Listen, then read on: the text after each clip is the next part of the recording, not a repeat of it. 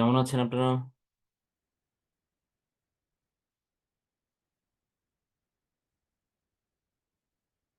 জি sir, ভালো। আপনি কেমন আছেন?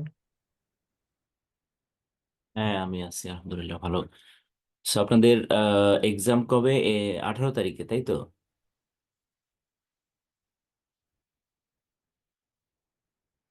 জি স্যার। প্রিপারেশন কেমন?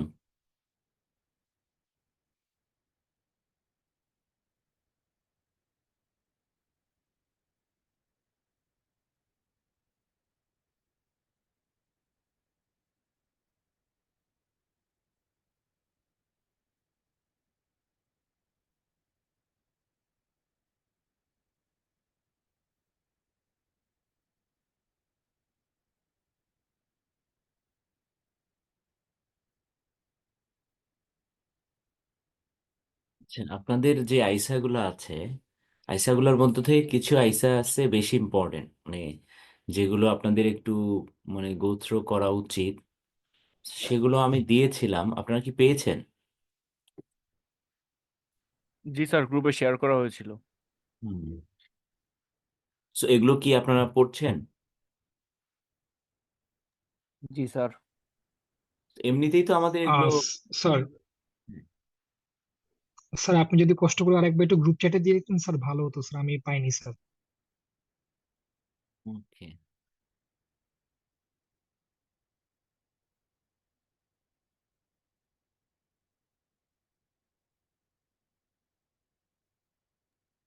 স্যার তাহলে আমরা সব আইসা তো পড়বো না, তাই না স্যার? যেগুলো আমাদের এই ম্যানুয়ালের সাথে রেলিভেন্ট ওগুলোই তো পড়বো, তাই তো স্যার?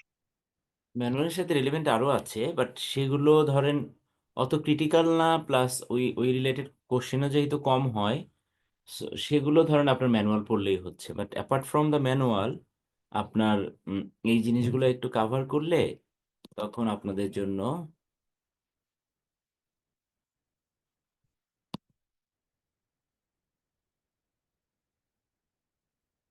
সুবিধা হবে। হ্যাঁ, স্যার কোশ্চেনে তো সব সময়, হ্যাঁ স্যার, কোশ্চেনে তো স্যার সবসময় আইসা উল্লেখ করা থাকবে না, তাই না স্যার?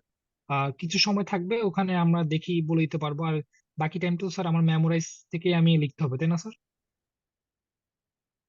হ্যাঁ, মানে আপনার বেসিক্যালি এখানে তো থিওরিটিক্যাল কোনো প্রশ্ন হবে না, কেস বেসড হবে। বাট কেসগুলো তো রেলিভেন্ট এরিয়ার উপরে হবে। কেসগুলো হতে পারে আপনার ইথিক্সের উপরে, প্রফেশনাল ইথিক্সের উপরে। কেস হতে পারে আপনার অডিট প্ল্যানিং এর উপরে, অথবা অডিট এঙ্গেজমেন্ট অ্যাকসেপ্টেন্সের উপরে, অথবা রিস্ক অ্যাসেসমেন্টের উপরে। সো যে কোনো একটা এরিয়ার উপরে যদি হয়, তাহলে সেই এরিয়াটা বা সেই রেসপেক্টিভ আইসাটা সম্পর্কে আপনার যদি ভালো ধারণা থাকে, তাহলে আপনার জন্য অ্যান্সারটা ইজি হবে, বা অ্যান্সারটা আপনার কোয়ালিটেটিভ অ্যান্সার করতে পারবেন। হ্যাঁ, এই জন্যই আপনার আইসাগুলা ভালো জানা থাকতে হবে আর কি। জি স্যার, বুঝতে পেরেছি।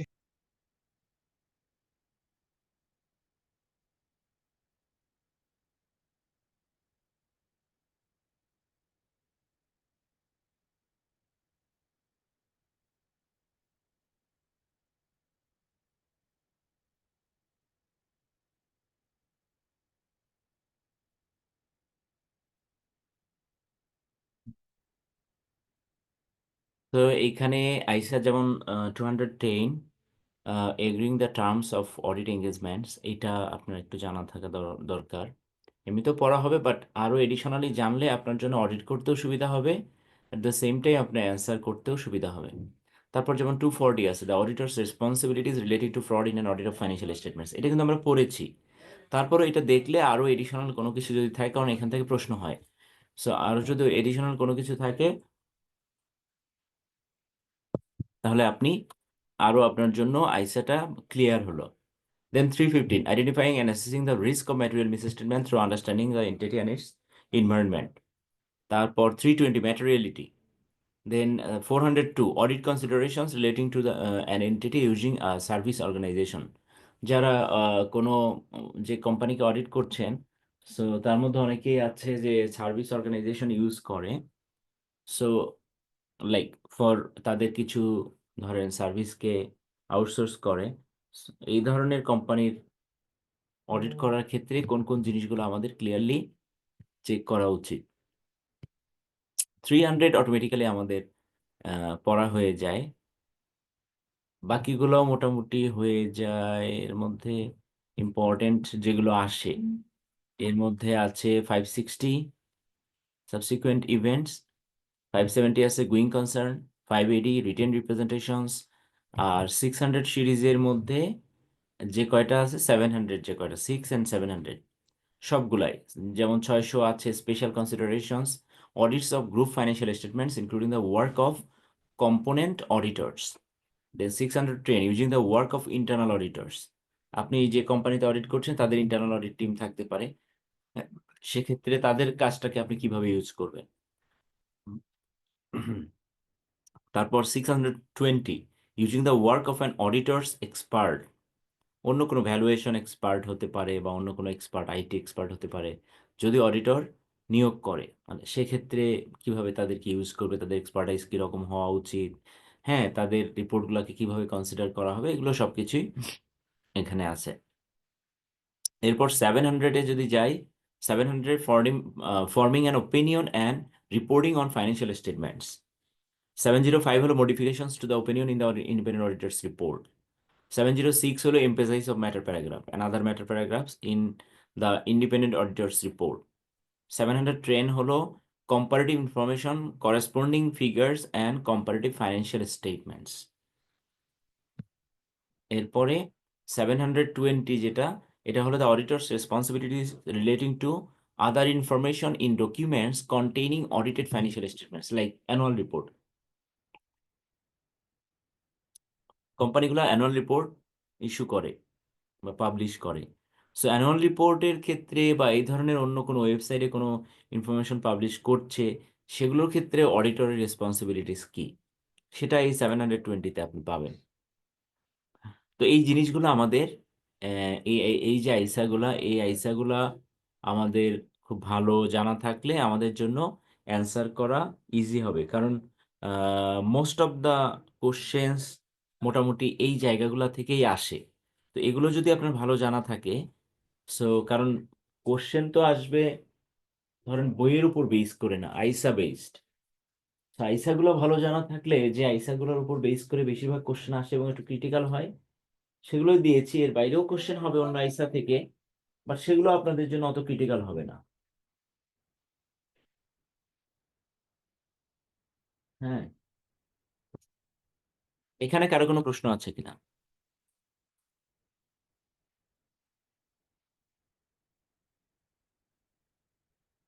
এক্সামের আগে মনে হয় না আর ক্লাস হবে, তাই না? স্যার আজকে মনে লাস্ট।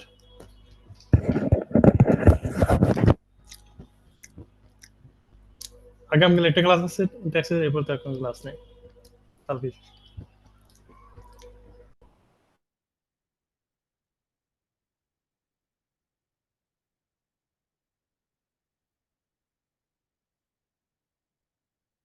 তাহলে এটাতে আর কোনো প্রশ্ন নেই, তাই তো? স্যার আমি একটু একটা জায়গা থেকে শুনলাম যে যখন আইসা লিখবো আর কি খাতায়, তখন হচ্ছে গিয়ে অ্যাজ পার না দিয়ে অ্যাকর্ডিং টু দিয়ে নাকি লেখা উচিত স্যার, কারণ অ্যাজ পার দিয়ে নাকি হুবহু যা আছে তা লিখতে হয়, আর অ্যাকর্ডিং টু দিয়ে লিখলে নাকি স্যার ওই মানে নিজের মতো করে গুছিয়ে লেখা যায় আর কি স্যার। হুম, কারণ আপনি যখন অ্যাসপার বললেন, আহ, তাহলে হুবহু ওই জিনিসটাকে কোড করতে হয়। হ্যাঁ, মানে এটা বলা আছে। আর যদি অ্যাকর্ডিং টু বলেন, যে তার মানে মিনিংটা মানে ওই আইসাতে কি মিন করছে, হ্যাঁ, আপনি বললেন according to the provision of আইসা লেটস সে 240, সো সেটা দিয়ে এটা মিন করে, তখন আপনি এটাকে আপনার মতো করে আপনার ল্যাঙ্গুয়েজে লিখতে পারবেন। জি sir, thank you. Hmm.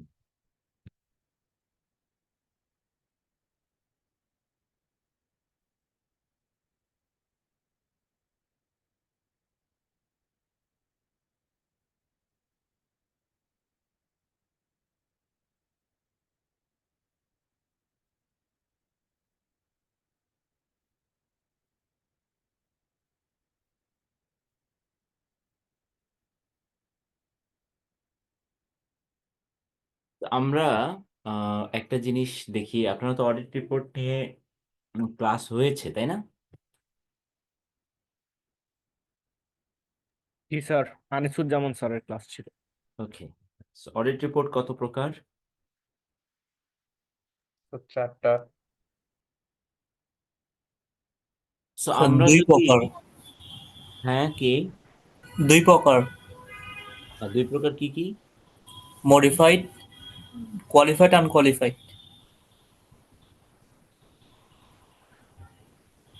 Sir disclaimer আর অ্যাডভার্স এইগুলো তো আছে। কোয়ালিফাইড, এই যে কোয়ালিফাইড অডিট রিপোর্ট আর আনকোয়ালিফাইড অডিট রিপোর্ট, এইগুলোর মধ্যে মানে ডিফারেন্সটা কি? স্যার স্যার আমি যখন অডিট করতে যাই আমার তো অ্যাজাম্পশন থাকে যে এখানে ম্যানেজমেন্টে কোনো একটা গড়বড় করে রাখছে স্যার। তো যখন হচ্ছে গিয়ে আমার এই অ্যাজাম্পশনের সাথে আমার কাজ করতে গিয়ে আমি মিল পাই যে আসলে ভুল প্রমাণিত হয় আর কি, তখন হচ্ছে গিয়ে আমার অডিটটা কোয়ালিফাই করলো আর কি, এটা হচ্ছে কোয়ালিফাইড অডিট রিপোর্ট। আর যখন দেখলাম যে না আমার অ্যাজাম্পশনের সাথে বাস্তবতার মিল নাই, অর্থাৎ এরা প্রপার মেনটেন করছে সবকিছু, তখন এটা হচ্ছে হয়ে যায় sir unqualified audit report. Sir sir okay, audit report দুই প্রকার, একটা মডিফাইড আর একটা আনমডিফাইড। আর ওপিনিয়ন হয় স্যার, কোয়ালিফাইড ওপিনিয়ন হয়, তারপরে হচ্ছে আনকোয়ালিফাইড ওপিনিয়ন হয়, আমার অ্যাডভার্স হইতে পারে, ডিসক্লেমার হইতে পারে। ওকে। আর আনকোয়ালিফাইড অডিট ওপিনিয়ন যেটা আছে সেটাতে আপনার মডিফাইড ওয়ার্ডিং কখন হতে পারে? স্যার আদার ম্যাটার। যেমন যেমন স্যার, আমার যদি বোর্ড অফ ডাইরেক্টরের মধ্যে যাদের নাম উল্লেখ করা থাকে, যদি অডিট রিপোর্টে তাদের নাম, বা আমি যদি অ্যানুয়াল রিপোর্টে তাদের নাম অ্যাকচুয়ালি আমি খুঁজে না পাই, তাহলে আমি এটা আদার ম্যাটারে উল্লেখ করে দিতে পারি, এরকম। এটা কি মডিফাইড ওয়ার্ডিং? হ্যাঁ sir, modified wording, but opinion modified হবে না। ওকে, আর কি হতে পারে?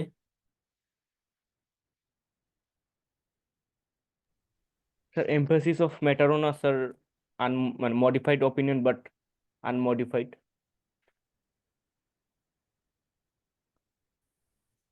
মানে unqualified opinion material but not permissive আর কি, সেক্ষেত্রেও হইতে পারে আনকোয়ালিফাইড এক্সেপ্ট ফর আর কি দিয়ে আর কি। না, সেটা তো আপনার কোয়ালিফাইড বা মডিফাইড ওপিনিয়ন গেল।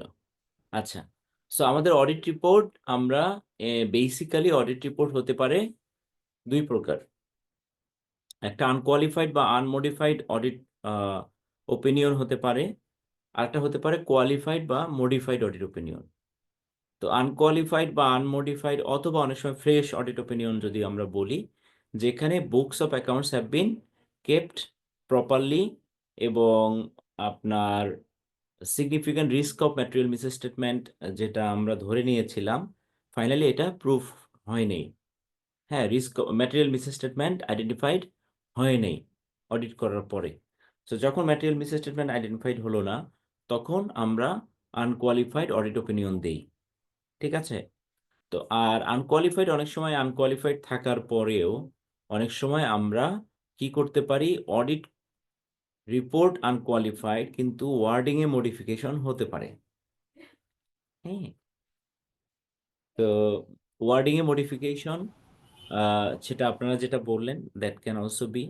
এবং আমাদের আহ, যেমন যদি লেটস সে যদি গোয়িং কনসার্ন নিয়ে যদি আমাদের কোনো কনসার্ন থাকে, সো ইন দ্যাট কেস আপনার এমফেসাইজ অফ ম্যাটার আপনি দিতে পারেন। তার মানে অডিট ওপিনিয়ন কিন্তু আপনার আনকোয়ালিফাইড থাকলো, কিন্তু ওয়ার্ডিংয়ে চেঞ্জ হলো। সো ওয়ার্ডিংয়ে চেঞ্জ হয়ে একটা জায়গায় হয়তোবা আপনি বললেন যে এমফেসাইজ অফ ম্যাটার, কোনো একটা ম্যাটার যেটার জন্য কারেন্টলি যেটা কোনো ইম্প্যাক্ট নাই ফাইন্যান্সিয়াল স্টেটমেন্টে, যার কারণে আপনার ফাইন্যান্সিয়াল স্টেটমেন্টে কোনো মিসরিপ্রেজেন্টেশন হয় নাই। হ্যাঁ, আর আপনার কি বলবো, ম্যাটেরিয়াল মিসস্টেটমেন্টও হয় নাই, কিন্তু আপনার মনে হচ্ছে সেই ম্যাটারটা আপনার যারা স্টেক হোল্ডার্স আছে অথবা রিডার্স অফ ফাইন্যান্সিয়াল স্টেটমেন্টস তাদের অ্যাটেনশনে আপনি দিতে চান।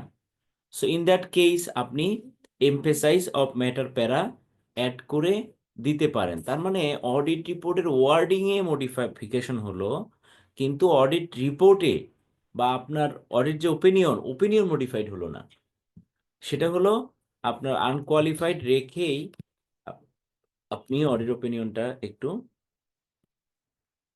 চেঞ্জ করে দিতে পারলেন আর কি। স্যার গোয়িং কনসার্নের জন্য আইএসএ 570 অনুযায়ী দিতে হয় না? হ্যাঁ, গোয়িং কনসার্নের জন্য আইএসএ 570 এটা অনুসারে দিতে হয় না? যে গোয়িং কনসার্ন রিলেটেড টু না material uncertainty related to going concern. হ্যাঁ, হ্যাঁ, হ্যাঁ, হ্যাঁ। সো আমি এটা দিয়েছি একটা নর্মাল একটা একদম বেসিক একটা অডিট রিপোর্ট, ঠিক আছে। সো এরপরে আপনার একটা বলি, লেটস সে এটা একটা অডিট ওপিনিয়ন, একটা অডিট রিপোর্ট।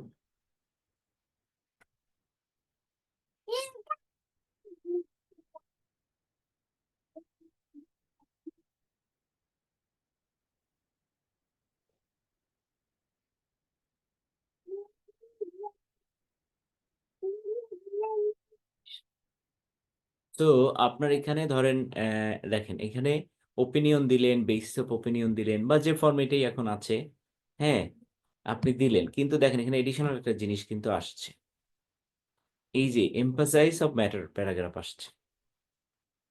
এই প্যারাটাকেই আমরা বলছি যে আপনার অডিট রিপোর্ট কিন্তু আপনি আনকোয়ালিফাইড, দেখেন ওপিনিয়ন দিচ্ছে, we have audited the company financial statements of NSQL which comprise the statement of financial position and the statement of income comprehensive, সবই বললো end date and summary, এরপর in our opinion the accompanying financial statements present fairly in all material respects the financial position of the company as at 31st December 2016 and its financial performance and its cash flows for the year then ended in accordance with international financial reporting standards.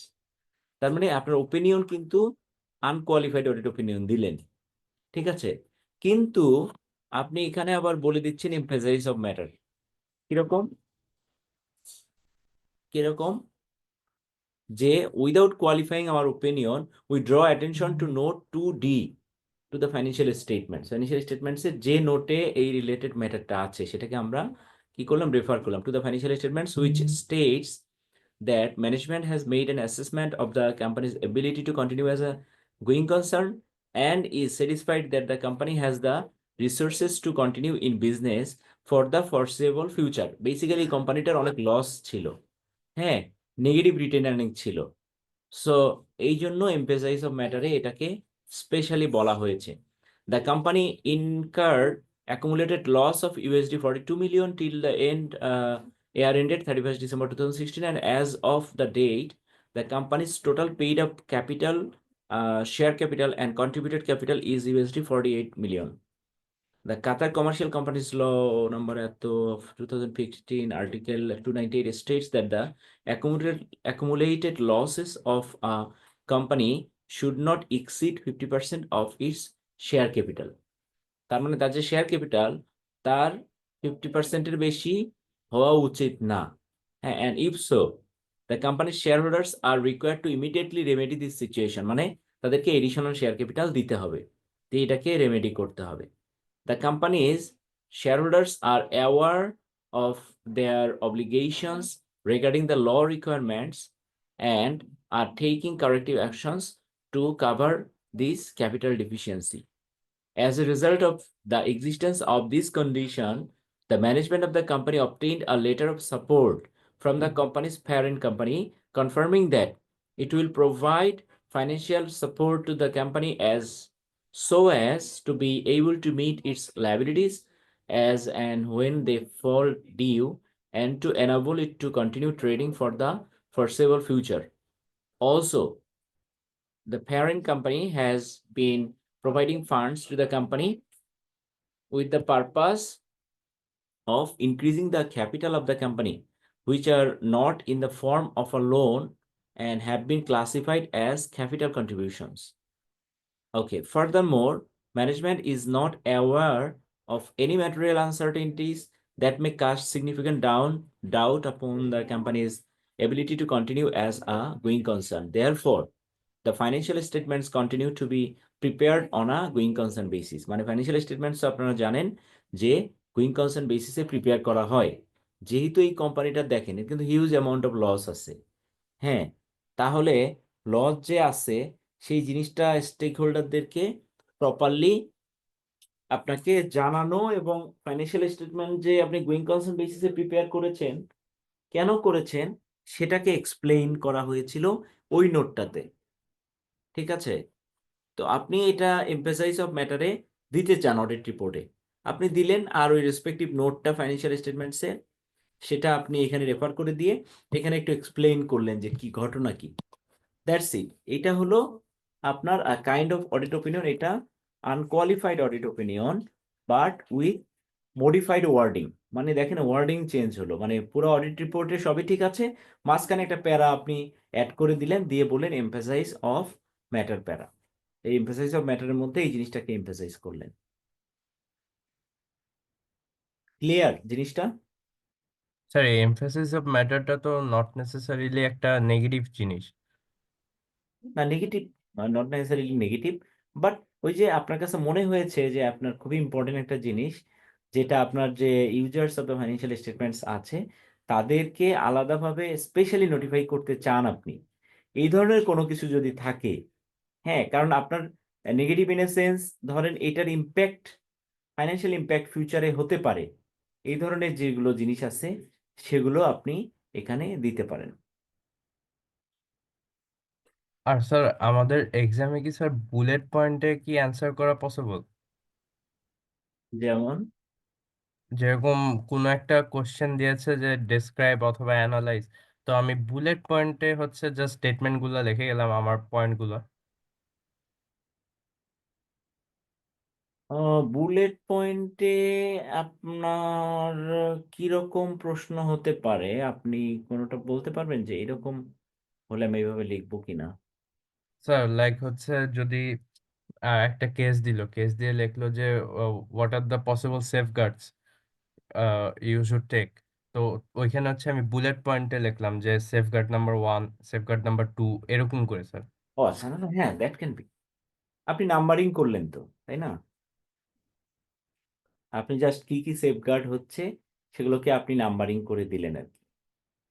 যে number আপনি Roman use করতে পারেন অথবা ABCD use করতে পারেন, 1 2 3 4 use করতে পারেন, যে কি কি সেফগার্ডস আছে, হ্যাঁ, কি কি পোটেনশিয়াল আপনার রিস্ক কি আছে আপনার, লেটস টক অ্যাবাউট, এটা হতে পারে যে রিস্ক, যে আপনার কোনো একটা প্রসেসে, যে প্রসেস রিলেটেড আপনাকে একটা কেস দিল এবং সেখানে বলল যে এখানে এখানে রিস্ক অফ ম্যাটেরিয়াল মিসস্টেটমেন্ট কি কি হতে পারে এবং পসিবল সেফগার্ড কি হতে পারে।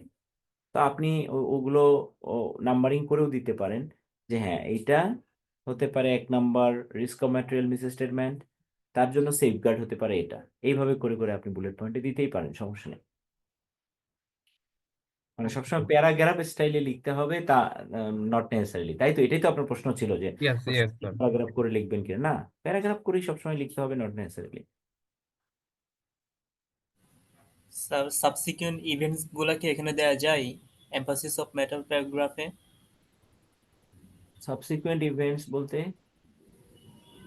যেমন অডিট না অ্যাকাউন্টিং পিরিয়ড যেটা হচ্ছে মনে করেন 31 ডিসেম্বর, এরপরে যদি কোনো মেজর একটা ট্রানজেকশন হইলো ওইটার কারণে ফিউচার হয়তো ইমপ্যাক্ট থাকতে পারে, এখন কি আমি ওইটা এমফাসিস অফ ম্যাটার মানে প্যারাতে কি দিতে পারবো? এটা দিতে পারবেন, সেটার সিগনিফিকেন্সটা কতটুকু যে একদম অডিট রিপোর্টে আসা উচিত, সেটা যদি হয় সেক্ষেত্রে আসবে, না হলে আপনি সাবসিকুয়েন্ট ম্যাটার উপরে আপনি এটা নোট দিলেন, নোটেও দিতে পারবেন। নোটে তো ওকে স্যার। অবশ্যই দিবেন, দেওয়ার পরে আপনি বলছেন যে সেটা কি এমফাসাইজ অফ ম্যাটারে আসতে পারে কিনা। ইট ডিপেন্ডস, এটাও জাজমেন্টাল, যে অ্যাজ এন অডিটর আপনি যদি ফিল করেন যে এটা এমফাসাইজ অফ ম্যাটারে আসা উচিত তাহলে আপনি দিবেন, না হলে দরকার নেই দেওয়ার, কারণ আপনি তো নোটে দিয়েছেন। Okay sir.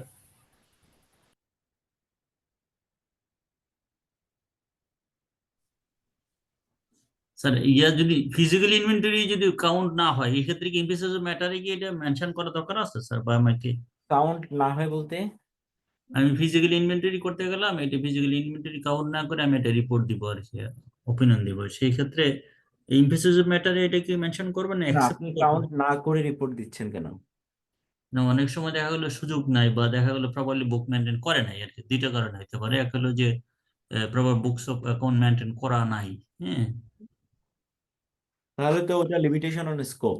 লিমিটেশন স্কোপ তখন কি অ্যাডভার্স ডিপেন্ড করবে যে ওটার কোয়ান্টিফিকেশন করে এটা কিরকম অ্যামাউন্ট, তার উপর বেস করে ডিপেন্ড করবে। আর যদি আপনি এটার অল্টারনেটিভ ওয়ার্ক প্রসেস তো আছে, সেগুলো করে সেইভাবে অডিট প্রসিডিউর পারফর্ম করে আপনি যদি সেটা কাভার করতে পারেন, আপনি যদি নিজে স্যাটিসফাইড হন যে আপনার যে অডিট প্রসিডিউর আপনি প্রপারলি কাভার করতে পেরেছেন, হ্যাঁ, মানে আমাদের তো বলা হয় যে আমি ইন্ডিপেন্ডেন্স মেনটেন করতে হবে অ্যাজ অন অডিটর, তাই না? আপনি অডিট প্রসিডিউর করতে গিয়ে আপনি প্রপারলি করলেন কি না করলেন, আপনার যদি বেসিক অডিট সেন্স থাকে আপনি নিজে কিন্তু বুঝবেন। এখন নিজে যদি বাইরে যদি ইন্ডিপেন্ডেন্স আপনি আপনি বুঝতেছেন যে আপনার কিন্তু আপনি যদি ইন্ডিপেন্ডেন্ট জায়গা থেকে বলেন, তাহলে আপনার অডিট প্রসিডিউর আসলে কমপ্লিট হয় নাই, আপনি নিজে বুঝবেন কিন্তু কেউ না বুঝলেও। ওই জায়গায় দাঁড়ায় যদি আপনি বলেন যে না আমি ওকে স্যাটিসফাইড, তা কিন্তু মনের মধ্যে কিন্তু আপনার একটা ইয়ে থাকবে যে না আমি কিন্তু আসলে এটা কিন্তু হয় নাই, হ্যাঁ। তো আপনি যদি ফুললি স্যাটিসফাইড হন যে না আসলেই হয়েছে, প্রপারলি আপনি করেছেন, ঠিক আছে, তো সেক্ষেত্রে আপনার আহ, সেক্ষেত্রে ঠিক আছে। তো অল্টারনেটিভ অডিট প্রসিডিউর আপনাকে পারফর্ম করতে হবে। লাইক আপনি কোনো একটা প্রসিডিউর পারফর্ম করতে পারেন নাই, সেটা কিন্তু লিমিটেশন অন স্কোপ। এখন আপনি বললেন যে আপনি প্রপার্টি প্ল্যান্ট এন্ড ইকুইপমেন্টের উপরে কোনো কিছু করতে পারেন নাই, তো আমি কি এটা নোটে দিয়ে দিব কিনা? কেন? কারণ আপনার অডিট প্রসিডিউর আপনি পারফর্ম করার পরে আপনি যে অডিট ওপিনিয়ন দিলেন সেখানে কি লিখেছেন? আপনি সাফিসিয়েন্ট অ্যাপ্রোপ্রিয়েট অডিট এভিডেন্স পেয়েছেন, তাই না? এই কথাটাই তো বলা হয় অডিট অডিট জি, রিপোর্টে।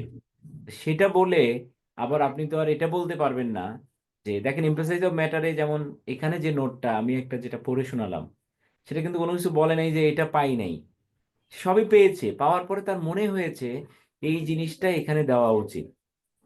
অডিটের ক্ষেত্রে যেটা আপনার যেহেতু sufficient and appropriate audit evidence পেতে হবে, তাহলে আপনাকে সেটা না পাওয়া পর্যন্ত, হ্যাঁ, আপনি কিন্তু অডিট ওপিনিয়ন দিতে পারেন না। দিলে তাহলে আপনাকে অডিট ওপিনিয়ন দিতে পারবেন, তখন আপনাকে কি লিখতে হবে? তখন আপনার লিমিটেশন এন্ড স্কোপ দিয়ে আপনার, তার মানে আপনি কাজ করতে পারেন নাই সেটা মেনশন করতে হবে অডিট রিপোর্টে। অডিট রিপোর্টে আপনার এটা অডিট রিপোর্টে কোয়ালিফাই করতে হবে, করে দিয়ে বলতে হবে যে এই হেডগুলাতে আপনি অডিট প্রসিডিউর পারফর্ম করতে পারেন নাই, যেটার অ্যামাউন্টটা এরকম, এবং it covers significant portion of the financial statements, hence you are giving your qualified audit opinion. সেইভাবে আপনাকে বেসিস অফ ওপিনিয়ন যেটা, সেটাকে এইভাবে এগুলো বলতে হবে, বলে আপনাকে অডিট রিপোর্ট কোয়ালিফাই করতে হবে, হ্যাঁ। এটা মানে বেসিস অফ ওপিনিয়নে এটা ইয়েটা আর কি, প্যারাটা একটা করতে হবে, হ্যাঁ। বেসিস অফ ওপিনিয়নও প্যারা তো আসবে, কেন আপনি আহ, এটাকে কোয়ালিফাই করলেন, আর ওপিনিয়নটাও কোয়ালিফাইড হয়ে যাবে। ইমফেসিস অফ ম্যাটারে কি মানে এটার কিভাবে কেন হলো না কি শর্টেজ, ওইটা কি ইমফেসিস অফ ম্যাটারে কি অ্যাড করতে হবে? না না, কারণ আপনি অডিট ওপিনিয়নই কোয়ালিফাই করে দিচ্ছেন, তখন আর ওইটা আর দরকার নেই। কারণ যখনই কোয়ালিফাই করবেন অটোমেটিক্যালি তো ইউজার দেবে অডিট রিপোর্ট কোয়ালিফাইড হয়েছে, কেন তাহলে? তখন সে অডিট রিপোর্টের তো বেসিস অফ ওপিনিয়ন পড়বে, পড়লেই সে বুঝতে পারবে যে আপনি কেন অডিট রিপোর্ট কোয়ালিফাই করেছেন, তখন সেই রেসপেক্টিভ নোটে গেলেও সে দেখতে পারবে। এটা হলো এমফাসাইজ অফ ম্যাটার, হলো আপনি অডিট ওপিনিয়ন কোয়ালিফাই করছেন না, হ্যাঁ, কিন্তু আপনি এখানে কোনো একটা স্পেসিফিক জিনিসকে এমফাসাইজ করতে চাচ্ছেন, সেই জিনিসটা তুলে ধরলেন। আর আপনার কোয়ালিফাইড যদি হয়েই যায়, তখন তো ওই কেন কোয়ালিফাই করলেন সেখানে তো ওই জিনিসটা বলা থাকবে, তো আলটিমেটলি এটা কাভার হয়ে গেল তখনও,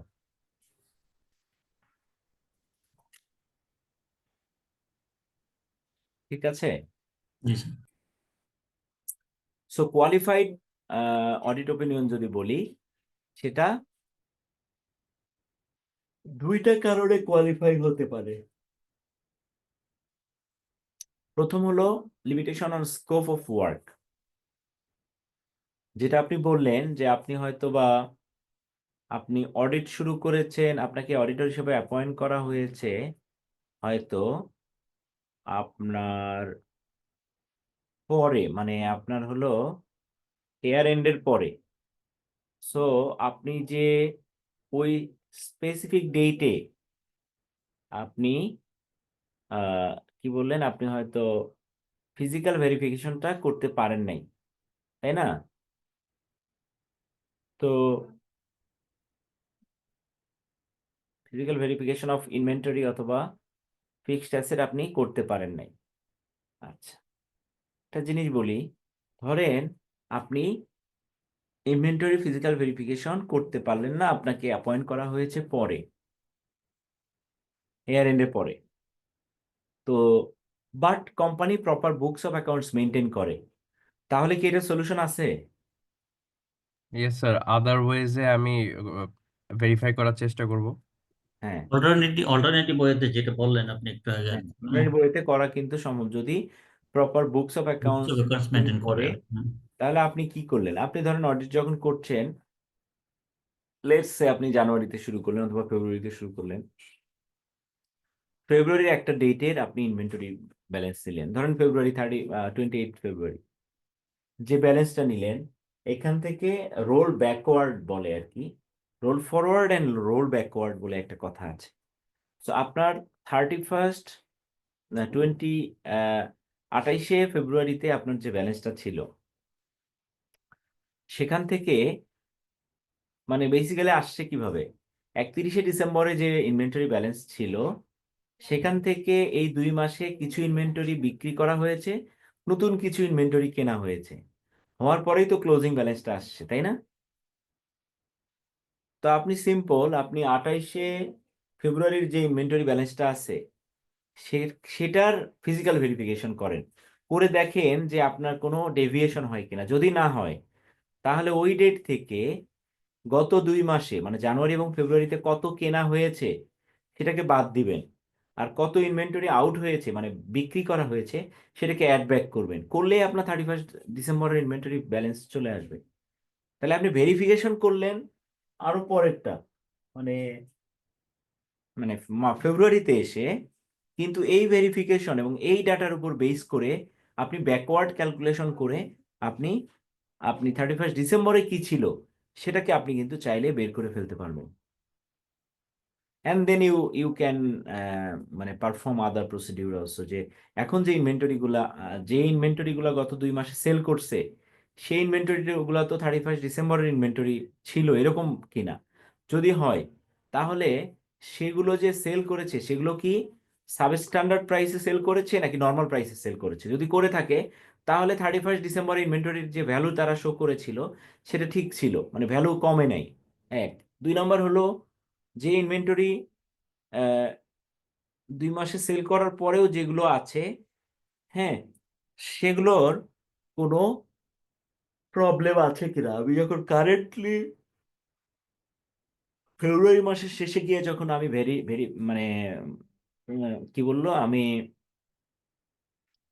যখন ভেরিফাই করলাম অথবা ফিজিক্যাল ভেরিফিকেশন করলাম, ওই ইনভেন্টরি যেগুলো আছে সেগুলোতে কোনো প্রবলেম আছে কিনা আমি চেক করলাম, আইডেন্টিফাই করলাম। যদি দেখি যে কোনো প্রবলেম নাই, ভ্যালু আগের মতোই হবে, প্রপার আছে, এগুলো নষ্ট হয় নাই, প্রবলেম হয় নাই, হ্যাঁ, তাহলে তো 31 ডিসেম্বরেও এটার ভ্যালু প্রপার ছিল, তাহলে আমি বুঝতে পারবো যে হ্যাঁ এটার ওই সময় ভ্যালুয়েশনটা ঠিক ছিল। এইভাবে করে আপনি একটা সময়ে না পারলেও অন্য সময় চেক করেও আপনি কনক্লুশন ড্র করতে পারেন যে ওইটার ভ্যালুটা ওই সময়ে ঠিক ছিল। ঠিক আছে?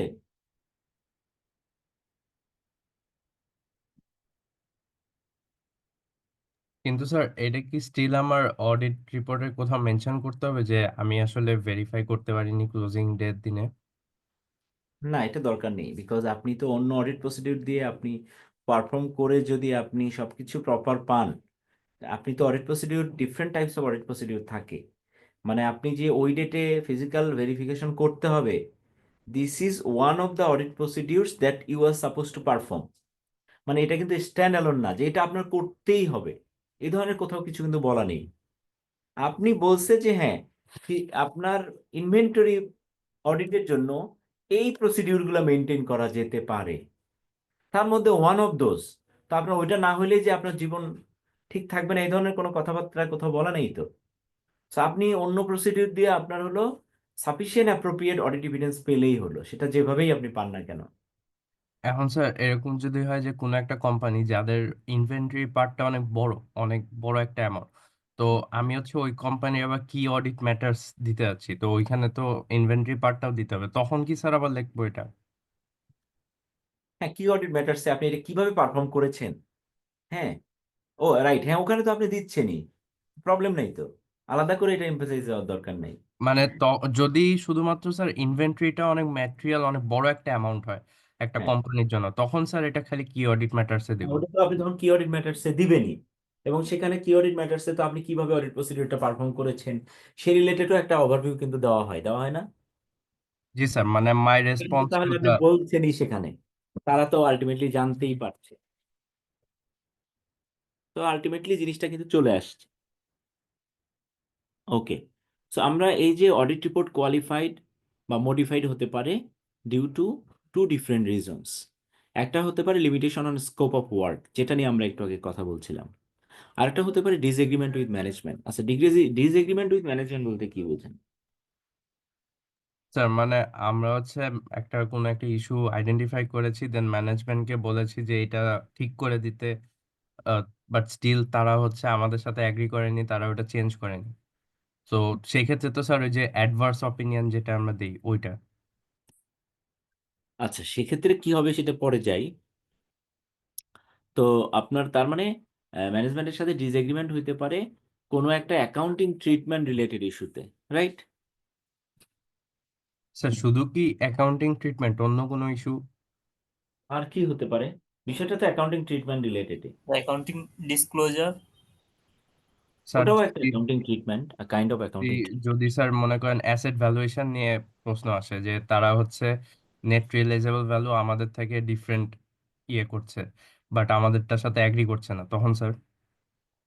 সেটাও তো ইন সেন্স অ্যাকাউন্টিং ট্রিটমেন্ট না, যে ও তো ক্যালকুলেশন আপনি মনে করছেন যে আপনি যেভাবে আপনাকে আইএস অ্যান্ড আইএফআরএস এ যেভাবে ভ্যালুয়েশনের মেথোডোলজি দেওয়া আছে, আপনি সেটাই ফলো করছেন জন্যই তো আপনি কনফিডেন্ট যে আপনারটাই ঠিক আছে, তাই না?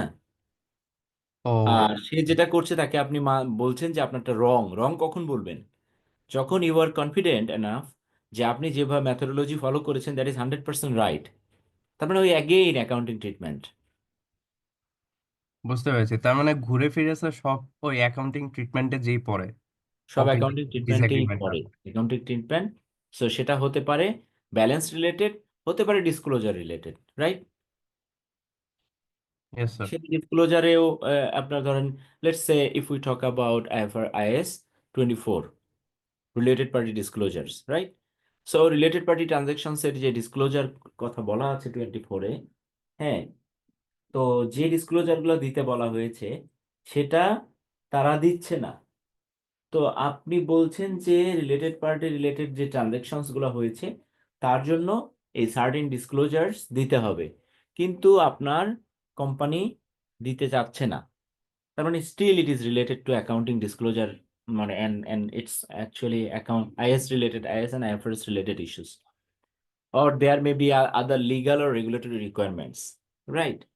Maybe there may be any requirements from the company laws or labor laws, or banking কোম্পানির ক্ষেত্রে ব্যাংকিং কোম্পানিজ অ্যাক্ট, অথবা ইন্স্যুরেন্সের ক্ষেত্রে ইন্স্যুরেন্স কোম্পানিজ অ্যাক্ট, অথবা ব্যাংকের ক্ষেত্রে বিআরপিডি সার্কুলারে কোনো কিছু আছে, সেটা তারা দিতে চাচ্ছে না। সো এই ধরনের ইস্যু যদি আসে, সেটা হলো ডিসএগ্রিমেন্ট উইথ ম্যানেজমেন্ট, ঠিক আছে? দুইটা ক্ষেত্রেই, যেটা limitation on scope of work আর যেটা হলো ডিসএগ্রিমেন্ট উইথ ম্যানেজমেন্ট, ঠিক আছে? দুটা ক্ষেত্রেই জিনিসটা হতে পারে ম্যাটেরিয়াল বাট নট পারভেসিভ, মানে এটার কোনো আহ, খুব বড় কোনো ইম্প্যাক্ট নাই, মানে হিউজ ইম্প্যাক্ট নেই, মানে পারভেসিভ কোনো ইম্প্যাক্ট নাই। এটাকে আমরা বলি ম্যাটেরিয়াল বাট নট পারভেসিভ। দুইটা ক্ষেত্রেই যদি ম্যাটেরিয়াল হয়, ম্যাটেরিয়াল হলেই তো কোয়ালিফিকেশনের ইস্যু আসে, তাই না? ম্যাটেরিয়ালিটি ক্রস করলো। আর না হলে তো আমরা কোয়ালিফাই করতাম না হয়তোবা। তো ম্যাটেরিয়াল হচ্ছে বাট পারভেসিভ না। তো সেক্ষেত্রে আমরা except for qualified audit opinion issue করি। লাইক আমরা অডিট ওপিনিয়নে বলি এক্সেপ্ট ফর আপনার except for misstatements in inventory and let's say revenue, the financial statements give a true and fair view of the financial position and performance, এইভাবে কিন্তু আমরা লিখি। ঠিক আছে, তখন এক্সেপ্ট ফর বলছি এই স্পেসিফিক জায়গা ছাড়া বাকি সব ঠিক আছে। তো সেটা যদি ম্যাটেরিয়াল হয়, ম্যাটেরিয়াল একটা আইটেম বাট পারভিসিভ না, মানে ফাইন্যান্সিয়াল স্টেটমেন্টে এটার ব্যাপক ইম্প্যাক্ট নাই, এই ধরনের ইস্যু, এটাও কিন্তু জাজমেন্টাল। হ্যাঁ, কারণ কত পর্যন্ত হলে আপনি এটাকে পারভেসিভ বলবেন, এটা ডিপেন্ড করবে অডিটরের উপরে, আপনার জাজমেন্টের উপরে। ঠিক আছে, সো আমরা ধরে নিচ্ছি যে আপনার জাজমেন্ট ঠিক আছে এবং আপনি একটা জিনিস ম্যাটেরিয়াল বাট পারভেসিভ না, তখন আপনি ওটাকে except for qualified audit opinion দিলেন। সেটা দুটার ক্ষেত্রেই, সেটা যদি লিমিটেশন অ্যান্ড স্কোপ অফ ওয়ার্কও হয়, সেটা যদি ডিসএগ্রিমেন্ট উইথ ম্যানেজমেন্ট হয়, দুটার ক্ষেত্রেই ম্যাটেরিয়াল বাট নট পারভেসিভ যদি হয় তাহলে except for qualified audit opinion দেই। বাট ইস্যুটা যদি হয় সো ম্যাটেরিয়াল অ্যান্ড পারভেসিভ, মানে অ্যামাউন্টটা এত বেশি এবং 3-4টা ফাইন্যান্সিয়াল স্টেটমেন্টে 3-4টা বা 2-3টা বড় বড় হেড নিয়ে, অথবা একটা হেডেই অনেক বড়, যেটা ফাইন্যান্সিয়াল স্টেটমেন্টসের হয়তো একটা মেজরিটি পোর্শন কাভার করে, পার্সেন্টেজ কাভার করে, তখন আপনি এটাকে আপনার জাজমেন্টে আপনি বলছেন যে so material and so pervasive. তো সেটা যদি if it is due to limitation on scope of work, তাহলে আমরা কি করি, আমরা তখন ডিসক্লেইমার দিই। আর if it is related to disagreement with management, তখন আমরা অ্যাডভার্স অডিট ওপিনিয়ন দিই। মানে ডিসএগ্রিমেন্ট উইথ ম্যানেজমেন্ট হলেই যে অ্যাডভার্স দিই তা কিন্তু না, যদি ম্যাটেরিয়াল হয় বাট পারভেসিভ না হয় তাহলে except for qualified audit opinion দেই। আর যদি disagreement with management so material and পারভেসিভ হয় তাহলে আমরা অ্যাডভার্স অডিট ওপিনিয়ন দিই। ঠিক আছে, এখন এখানে আপনাদের কারো কোনো প্রশ্ন আছে কিনা? স্কোপ লিমিটেশনের একটা কোশ্চেন আছে, সেটা হলো আমি স্কোপ লিমিটেশন তো আমাকে স্কোপটা লিমিটেশন করে দিল, আমি তো এখানে আমি ঢুকতেই পারলাম না। সাপোজ ম্যাটেরিয়াল আমার ডেস্ট্রয় হয়ে গেছে, বুকস অফ অ্যাকাউন্টস আগুনে পুড়ে গেল, হুম তো আমার তো ওইখানে স্কোপ লিমিটেশন হলো, আমি তো ওইটা চেকই করতে পারলাম না। হুম হুম হুম। তাহলে ওইখানে আমি কিভাবে ডিসক্লেমার অফ অপিনিয়ন দিব, আমি কিভাবে বুঝবো যে এটা পারভেসিভ এবং ম্যাটেরিয়াল? না, তা ফাইন্যান্সিয়াল স্টেটমেন্ট মিলাইছে কিভাবে? নিশ্চয়ই তো এটা একটা ভ্যালু ধরেছে সে, না? তাহলে আমি ইনভেন্টরির যে ভ্যালুটা আছে ওটা যদি ম্যাটেরিয়াল মনে হয় তাহলে ওই আমি ডিসক্লেমার করব, হ্যাঁ, আপনার তো প্রথমত পারভেসিভ হয়। ম্যাটেরিয়াল মনে হলেই ডিসক্লেইমার না। ম্যাটেরিয়াল এবং পারভেসিভ যদি হয় আর কি ভ্যালুটা। ম্যাটেরিয়াল অ্যান্ড পারভেসিভ যদি হয় তাহলে ডিসক্লেইমার। আপনাকে দেখতে হবে যদি নর্মাল ম্যাটেরিয়ালিটি লেভেল আপনি যেটা ক্যালকুলেট করেছেন সেটা যদি আপনার কাভার করে যায়, তাহলে তো আপনি limitation on scope and the matter is material but may not be pervasive, হয়তো ম্যাটেরিয়ালিটির চেয়ে একটু বেশি। হ্যাঁ, তখন আপনি এটাকে কোয়ালিফাই করলেন এক্সেপ্ট ফর অডিট ওপিনিয়ন দিয়ে। আর যদি দেখেন যে so পারভেসিভ, so material and so পারভেসিভ, like আপনার টোটাল ব্যালেন্স শিট হয়তো লেটস সে 10 মিলিয়ন, তার মধ্যে 8 মিলিয়নই হয়তো বা এই ইনভেন্টরি ভ্যালু, তাহলে আপনি এটা common sense, very common sense, তাহলে এটা ম্যাটেরিয়াল না, ম্যাটেরিয়াল অ্যান্ড পারভেসিভ না। সো অ্যাজ অ্যান অডিটর আপনি যদি ফিল করেন so material and so pervasive, material and pervasive, then আপনি তখন ডিসক্লেইমার দিবেন। ডিসক্লেইমার হলো basically you are not giving any audit opinion. ঠিক আছে, কারণ এত বড় একটা ইস্যু নিয়ে যেটা আপনি অডিট প্রসিডিউর পারফর্মই করতে পারেন নাই, সেটা নিয়ে আপনি অডিট ওপিনিয়ন দিতে চাচ্ছেন না।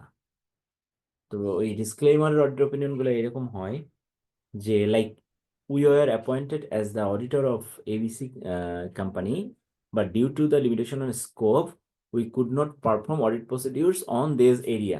However, since the amount is very uh, significant, that is material and pervasive, and we could not perform any audit procedure, we are not giving any opinion. মানে এইভাবে বলে ডিসক্লেমারটা, আসলে অডিট ওপিনিয়নটা এরকম হয় আর কি। মানে আমি অডিটর হিসেবে আমাকে অ্যাপয়েন্ট করা হয়েছিল, বাট আমি আসলে কোনো কিছু করতে পারি নাই। Thank sir you sir. এক্সামে তো আমাদের নর্মালি কখনো অডিট রিপোর্ট তো লিখতে দিবে না, রাইট? দিতেও পারে, বা বলতে পারে এটার ওয়ার্ডিংটা কিরকম হতে পারে।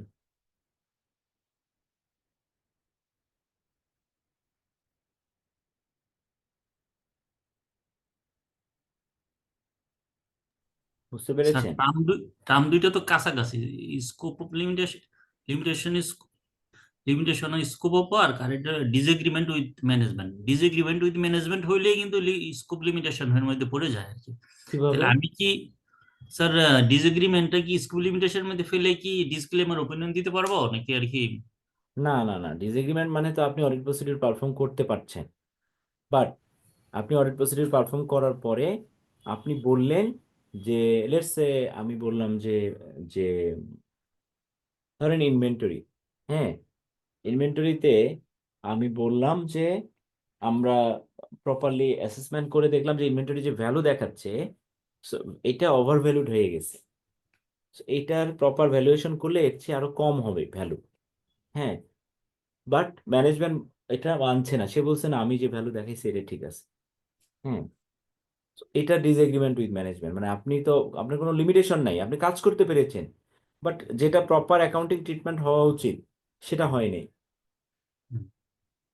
তখন এটা হচ্ছে ডিসএগ্রিমেন্ট উইথ ম্যানেজমেন্ট, স্কোপে কোনো প্রবলেম নাই। তাহলে দুইটাই আইডেন্টিফাই করে আমার আগে জাস্টিফাই করতে হবে এটা ডিসএগ্রিমেন্ট উইথ ম্যানেজমেন্ট অর্থাৎ স্কোপ লিমিটেশন অফ ওয়ার্ক, হ্যাঁ সেটা আগে আইডেন্টিফাই করে নিয়ে তারপর ওপিনিয়নটা দিতে হবে আর কি। হ্যাঁ হ্যাঁ হ্যাঁ, রাইট। সো আপনাকে আগে বুঝতে হবে যে আপনি কি কাজ করতে পারলেন কি পারলেন না। হ্যাঁ,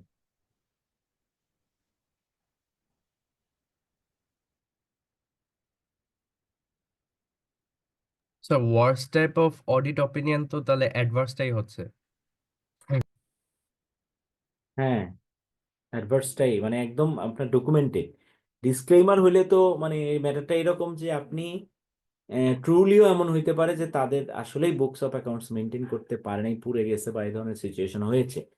বাট আপনি যখন অ্যাডভার্স দিলেন মানে কি এটা একদম ডকুমেন্টেড, আপনি অডিট প্রসিডিউর পারফর্ম করেছেন, করার পরেই এই ওয়ার্স্ট সিচুয়েশনটা আইডেন্টিফাইড হয়েছে।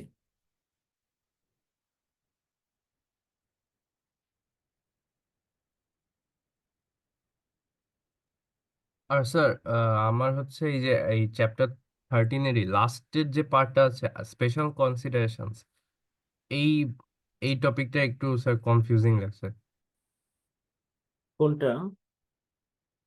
স্পেশাল কনসিডারেশনস মানে বেসিস অফ অ্যাকাউন্টিং যে হচ্ছে ডিফারেন্ট ভাবে ইউজ করা, মানে গ্যাপ অথবা আইএফআরএস, এটা নিয়ে স্যার।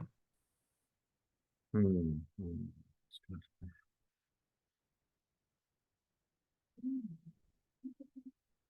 তো এই যে এটাতে যেটা বলতে চাচ্ছিলাম যে ডিসক্লেইমারে এইখানে ধরেন এভাবে বলে যে ডিসক্লেইমার অফ ওপিনিয়নে এরকম বলতে পারে যে we are engage two audit the financial statements of let's say ABC company which comprise the financial statements of statement of financial position as of let's say 31st December 2024, and the statement of comprehensive income, statement of changes in equity, and statement of cash flows for the year then ended, and notes to the financial statements. We do not express an opinion on the accompanying financial statements of the entity because of the significance of the matters described in the basis for disclaimer of opinion section.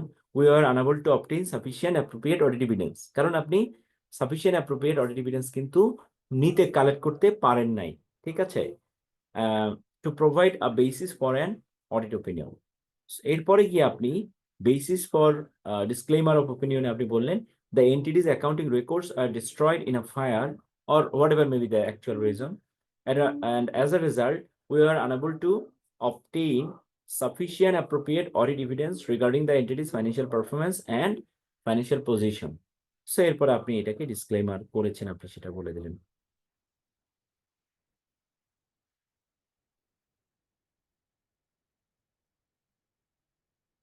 705-এ কিন্তু এই related আপনার proper guidelines দেওয়া আছে, ঠিক আছে, revise যেটা আছে এটা তো আপনারা দেখবেনই।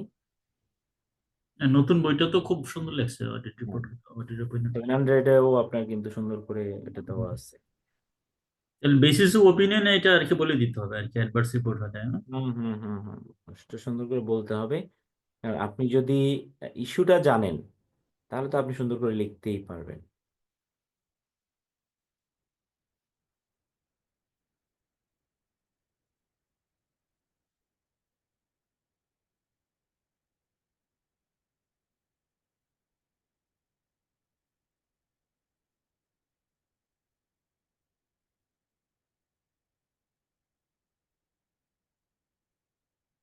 হুম।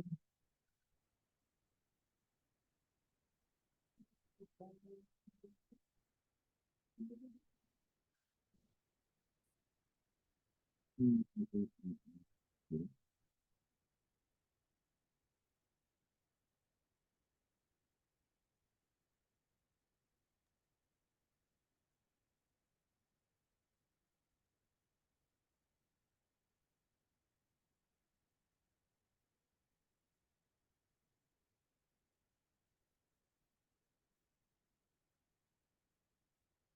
আচ্ছা, আপনি কি বলছিলেন যেন? স্যার আমি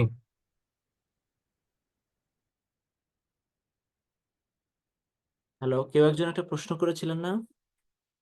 স্যার ওই যে আইসা 800-এর যে স্পেশাল কনসিডারেশনস এর ব্যাপারে বলা আছে, আমাদের বইতে হচ্ছে একদম লাস্টে টপিক নাম্বার 4-এ, মানে 13-এর 4 নাম্বার টপিকে। হুম। তো এইটা নিয়ে স্যার একটু কনফিউশন আছে স্যার।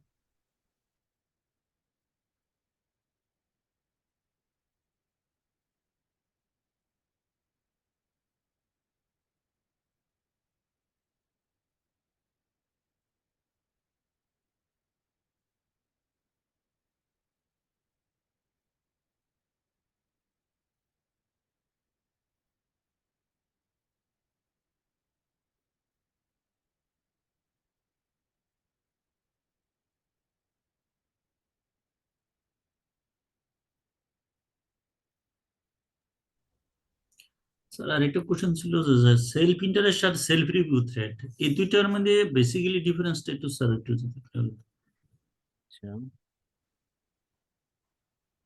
আচ্ছা, তার আগে এটা বলি, এটা কোথায়? একদম লাস্টের টপিকটা স্যার এটা। 4-এ।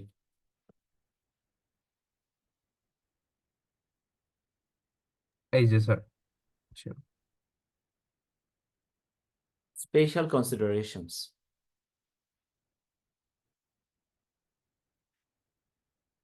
ওকে, এটা যেটা বলছে যে special considerations, financial statements may be prepared using a different basis of accounting, the auditor may be required to report on single financial statements, এটা হতে পারে আর কি। আইসা 800-এ যেটা বলছে, দিস আইসা aims to address special considerations that are relevant to complete sets of financial statements prepared in accordance with another financial basis of accounting, for example other than IFRS or GAAP. Okay, আচ্ছা, আমাদের reporting framework কি? IFRS, is. Is, IFRS হতে পারে, or যদি আপনি কোনো US gap compliant company যদি audit করেন তাহলে সেক্ষেত্রে ইউএস গ্যাপও হতে পারে। নর্মালি আমাদের যেটা স্ট্যাচুটরি অডিটর, সেটা দ্যাট ইজ মানে অডিট যেটা স্ট্যাচুটরি অডিট পারপাসে ফাইন্যান্সিয়াল স্টেটমেন্টস যে আইএস আইএফআরএস ফলো করে প্রিপেয়ার করা হয়েছে সেটা আমরা চেক করি। That is the reporting framework. আমাদের বাংলাদেশের লিগাল পার্সপেক্টিভে আমাদের রিপোর্টিং ফ্রেমওয়ার্ক হলো is and IFRS, right? Yes sir. এর বাইরে কোনো বেসিস ইউজ করে যদি কোনো ফাইন্যান্সিয়াল স্টেটমেন্টস প্রিপেয়ার করা হয় সেটাকে বলছে যে আপনার স্পেশাল কনসিডারেশনে আসবে। Like the aim of the ISA is to identify additional audit requirements relating to these areas. কিরকম? Before undertaking a special purpose audit engagement, the auditor shall ensure there is agreement with the client as to the exact nature of the engagement and the form and content of the report to be issued. To avoid the possibility of the auditor's report being used for purposes for which it was not intended, the auditor may wish to indicate in the report the purpose for which it is prepared and any restrictions on its distribution and use. Sir এইখানে আমার কনফিউশনটা, মানে ওইটার কি এই ক্ষেত্রে কি sir audit আমাদের রিপোর্টের ফরম্যাটটা সেমই থাকবে, কিন্তু এক্সট্রা কোনো একটা প্যারাগ্রাফ বা ইয়ে অ্যাড করলেই হচ্ছে? আচ্ছা, এই রিপোর্টে প্রথম যেটা হলো আপনাকে লিমিটেশন দিতে হবে যে নর্মাল যে অডিট রিপোর্ট সেটার যে অ্যাপ্লিকেবিলিটি বা সেটার যে ইউজ এবং স্পেশাল পারপাস ফাইন্যান্সিয়াল স্টেটমেন্টস যেটা সেটার ইউজটা কিন্তু একরকম হবে না। সো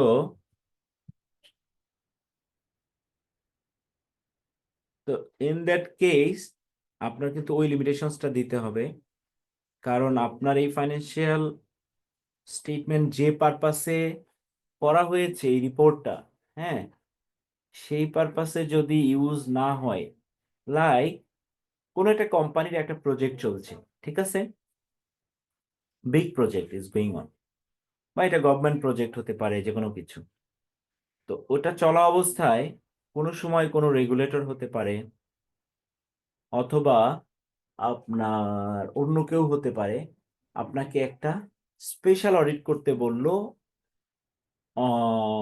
এর স্পেশাল কোনো এরিয়ার উপরে, স্পেশাল কোনো একটা এরিয়ার উপরে বললো যে ঠিক আছে প্রপার্টি প্ল্যান্ট অ্যান্ড ইকুইপমেন্টের উপরে আপনাকে একটা অডিট প্রসিডিউর পারফর্ম করতে হবে, করে আমাদেরকে রিপোর্ট দিতে হবে। তো সেক্ষেত্রে কিন্তু এইটা প্রিপারেশন করা হলো না বেসড অন দ্যাট, মানে আইএস অ্যান্ড আইএফআরএস এর উপর বেস করে কিন্তু এটা প্রিপারেশন করা হয় নাই, ঠিক আছে, কারণ প্রপার ফাইন্যান্সিয়াল স্টেটমেন্ট না, তখন কিন্তু ওই স্পেসিফিক এরিয়ার উপরে আপনি ওপিনিয়ন দিচ্ছেন, তো সেটা কিন্তু আপনার এই স্পেশাল কনসিডারেশনসে চলে যাবে। হ্যাঁ, তো তার মানে এর স্যার এটা কাস্টম কোনো ফরম্যাট আমি ইউজ করতে পারবো? না, কাস্টম কোনো ফরম্যাট নাই, ডিপেন্ডস, এটা এটা আপনার মতো করে তার ফরম্যাটটা হবে। এটা কি একটা ইন্টারনাল অডিটের মতো আর কি, স্পেশাল কনসিডারেশনটা? অনেকটাই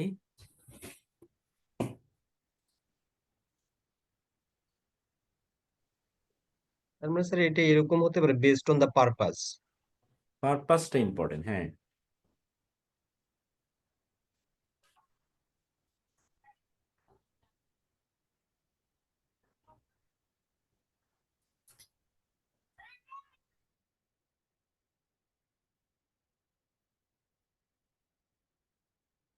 আর স্যার আমাদের নতুন ম্যানুয়ালে যে টপিক 14টা আছে আছে ওইটা কি স্যার অত বেশি ইম্পর্টেন্ট না?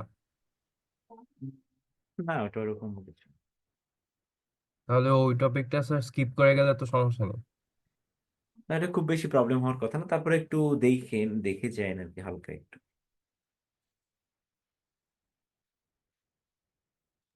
স্যার আমার আউট অফ দ্য বুক থেকে কিছু কোশ্চেন আছে, বাট এক্সামের মধ্যে টপিকগুলো আসে। উম, স্যার যেমন আমরা প্রিভিয়াস কিছু এক্সামে দেখতে পারলাম যে পাই এর ডেফিনেশন চেয়েছিল, তারপর ইনসাইডার ট্রেডিং যেগুলো হয় কোম্পানির সিএফও দ্বারা কিছু ইনসাইডার ট্রেডিং হয়, এটার এগেনস্টে পানিশমেন্ট কি হতে পারে, এই ধরনের কোয়েশ্চেন আসছিল। Plus compliance auditor corporate governance code বা লিস্টিং রেগুলেশনে যেটা বলেছিল সেখান থেকে কোয়েশ্চেন আসছিল, অডিট অ্যান্ড অ্যাসুরেন্সে। সো এই ধরনের আউট অফ দ্য বুক যেসব টপিকগুলো আমাদের পড়া উচিত, এটার কি একটা ছোট লিস্টিং দিতে পারবেন আপনি? কিরকম আপনি বললেন? স্যার যেমন প্রিভিয়াস কিছু কোয়েশ্চেন আমরা দেখেছিলাম যে পাইয়ের ডেফিনেশন চেয়েছিল, মানে পাবলিক ইন্টারেস্ট এন্টিটি, যেটা ফিনান্সিয়াল রিপোর্টিং কাউন্সিলে বলা। তারপর স্যার আসছিল সিএফওর মাধ্যমে যদি ইনসাইডার ট্রেডিং হয় সেটার পানিশমেন্ট কি। তারপর আসছিল স্যার কমপ্লায়েন্স অডিট, এটার রিকোয়ারমেন্টগুলো কি কি, কোন কোন কোম্পানির জন্য কমপ্লায়েন্স অডিট করা যায়। তো এই ধরনের কিছু out of the book question আসলে কি কি, কোন কোন জায়গা থেকে আমাদের কভার করা উচিত, এটা একটু বলতে পারবেন? তো আপনারা কি ইয়ে দেখেছেন?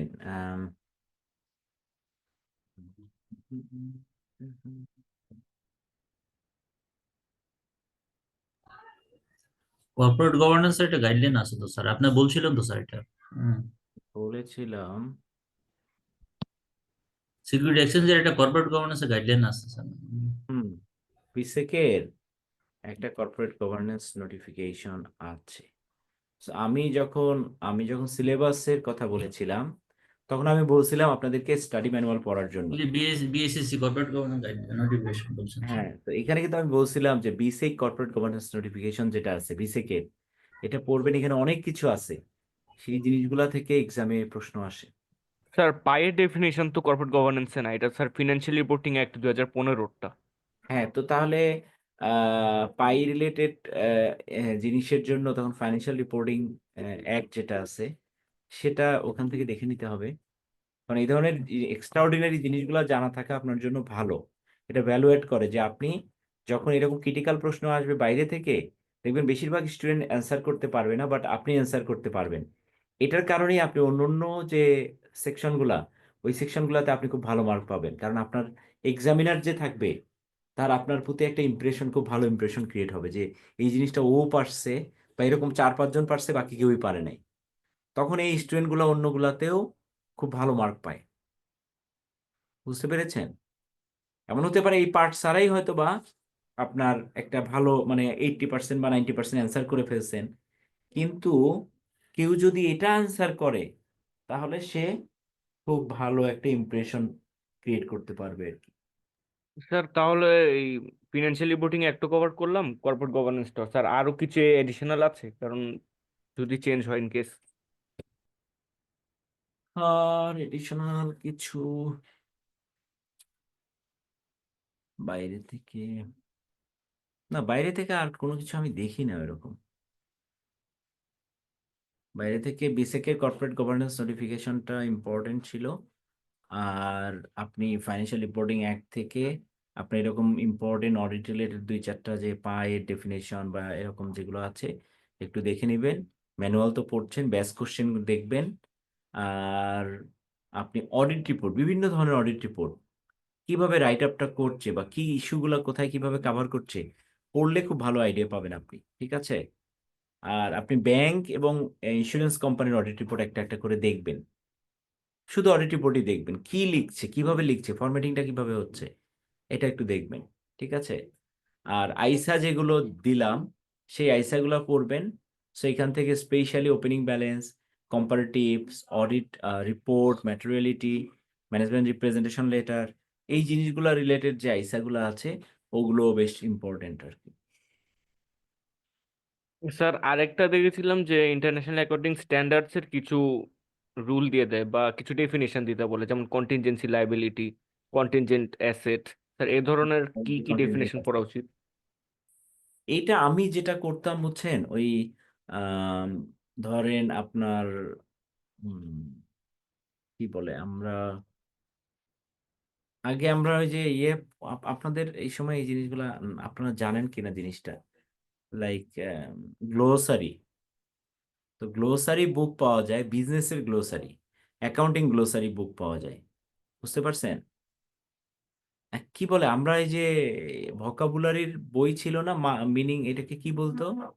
জি স্যার, ভোকাবুলারি বই বলতাম আমরা। না, ভোকাবুলারির বই না, শিট, ভুলে যাচ্ছি। আগে যখন ইন্টারনেট ছিল না, স্যার ওই যে এনসাইক্লোপিডিয়া এমন টাইপ স্যার কিছু। ডিকশনারি। Dictionary, right. ডিকশনারির মতোই এই বিজনেস ডিকশনারি, তারপর অ্যাকাউন্টিং ডিকশনারি বইও আছে। তো আমি এই জিনিসগুলো এমনিতেই পড়তাম আর কি। তো ওগুলো কিনে একটা বিজনেস, একটা অ্যাকাউন্টিং, 2টা ডিকশনারি আমার ছিল। তো সেগুলোতে এই ধরনের ছোট ছোট ডেফিনেশনগুলো দেওয়া থাকতো। তো এই ধরনের কোনো কিছু আসলে আমি ওখান থেকে মেরে দিতাম। So that worked. হ্যাঁ, সো আপনারা যেটা করবেন, এই ধরনের ট্রিকি যেসব জিনিস আছে একটা লিস্ট ডাউন করেন, করে আপনি সুন্দর করে চ্যাট জিপিটিতে সার্চ দেন, দিলে সেখান থেকে তো আপনি পেয়ে যাবেন। সেগুলো আপনি দেখলেন পরীক্ষার আগে। সো একটু জাস্ট একটু দেখলেই আপনার মনে থাকবে, এরকম কঠিন কিছু তো না, তাই না? না স্যার, এ পর্যন্ত যা আসছে ক্রিটিক্যাল জিনিসগুলো বা ট্রিকি জিনিসগুলো এর তো স্যার অ্যান্সার পেয়ে গেলাম বা প্র্যাকটিসও করলাম, বাট পরীক্ষার হলে তো স্যার নিউ কিছু এসে পড়লো, ওটাই তো প্রবলেম। এই ধরনের আর কি কি আছে বিভিন্ন, আপনার এই বইয়ের মধ্যে, বই যখন পড়বেন বিভিন্ন জায়গায় এরকম ট্রিকি কিছু ওয়ার্ড আপনি পাবেন, বা কোনো ফ্রেজ পাবেন, বা কোনো কনসেপ্ট পাবেন, সেগুলোকে আলাদা করে কোনো একটা জায়গায় লিখবেন। লিখে পরীক্ষার আগে এগুলোর মিনিংটা কি বোঝায় সেটা একটু বের করে দেখে যাবেন, ইন্টারনেট থেকে দেখলেও হবে। স্যার আমাদের বি পাওয়ার কোয়ালিফাইড মার্ক কত? না ওই ধরনের আসলে ওনারা যেটা বলে, ওনারা বলে যে 50, বাট আই ডোন্ট নো, এটা আমরা আসলে জানি না কত। হ্যাঁ, বাট আমার মনে হয় আপনারা যদি কেয়ারফুলি একটু লেখেন, হ্যাঁ, আর খুব অনেক বেশি লিখতে হবে না, আপনি মানে কোয়ালিটিফুল লেখা লিখবেন, সাফিসিয়েন্ট লিখবেন, হ্যাঁ, খুব বেশি লেখার দরকার নেই, একদম কমও লেখার দরকার নেই, তাহলে আমার মনে হয় যে আপনি পাস করবেন। স্যার আমার একটা কোশ্চেন ছিল, বলবো? হ্যাঁ হ্যাঁ, শিওর। স্যার সেটা হচ্ছে যেমন ইন জেনারেলি অডিটর তো অ্যাপয়েন্ট হয় এজিএম এ কোম্পানির। রাইট, হ্যাঁ। তো এখন ধরেন স্যার এমন হইলো যে কোম্পানির এজিএম করে ফেলছে, অডিটর অ্যাপয়েন্ট করে ফেলছে, বাট আফটার এজিএম ওই অডিটর সামহাউ যে কোনো রেগুলেশন বা যে কোনো কোনো কিছুর কারণে ডিসকোয়ালিফাই হইলো, মানে সে আর অডিট করতে পারবে না। হ্যাঁ, আরো আরো যদি একটু স্পেসিফিক করি, যেমন স্যার ব্যাংকের যে অডিটররা থাকেন তাদের হচ্ছে মানে ওদের যখন আহ, বাংলাদেশ ব্যাংক কিন্তু আলাদা করে একটা ওই ইনলিস্ট করে যে কে কে ব্যাংক অডিট করতে পারবে। তো দেখা যাচ্ছে আগে সে লিস্টে ছিল, বাট সামহাউ পরে লিস্টে নাই, কিন্তু ব্যাংক এজিএম এ ওই অডিটরকে অ্যাপয়েন্ট করে ফেলছে। এখন এরা তো পরে মানে অডিটর আবার ডিসকোয়ালিফাই করছে, এই ক্ষেত্রে কোম্পানির বা ব্যাংকের বা অডিটরের করণীয় কি, বা তাহলে এই অডিট প্রসিডিউরটা পরবর্তীতে কিরকম হতে পারে? নতুন যে আসবে, হ্যাঁ, তাকে আপনার তাকে ওই যে অল্টারনেটিভ প্রসিডিউর পারফর্ম করতে হবে আর কি, মানে যে যে জায়গাগুলোতে আপনার স্পেসিফিক ডেটে কিছু ব্যালেন্স কনফার্মেশনের ইস্যু থাকে, সেটা যদি সে করতে নাও পারে, তখন অল্টারনেটিভ প্রসিডিউর পারফর্ম করে অডিট পারফর্ম করতে হবে আর কি। স্যার ওরকম আমি যেগুলোতে। স্যার আমি বলতে চাচ্ছিলাম যে এখন অডিটর তো ডিসকোয়ালিফাই, এখন পরবর্তীতে তাহলে কাউকে নিয়োগ দেওয়ার জন্য তো মানে পরবর্তীতে তাহলে কোম্পানি অডিটর অ্যাপয়েন্ট করবে কিভাবে?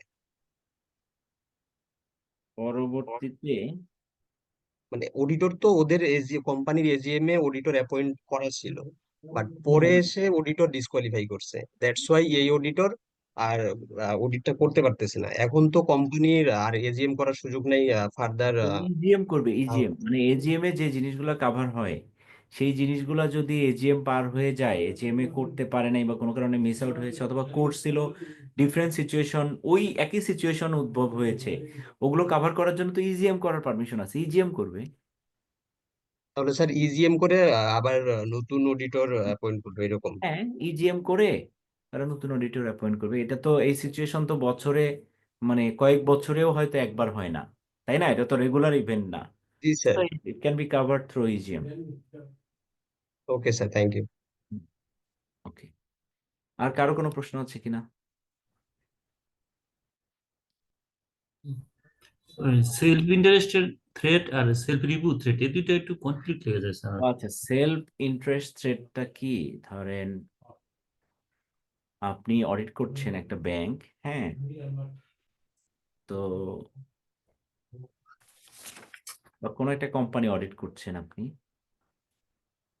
তাদের আহ, সেখানে আপনি কিছু ইস্যু রেজ করছেন, তারা সেগুলো আপনাকে মিনিমাইজ করতে বলছে, না হলে আপনাকে বলল যে আপনি আমরা আপনাকে তাহলে আর অডিটর হিসেবে রাখবো না, বোর্ড বলতেছে, ঠিক আছে?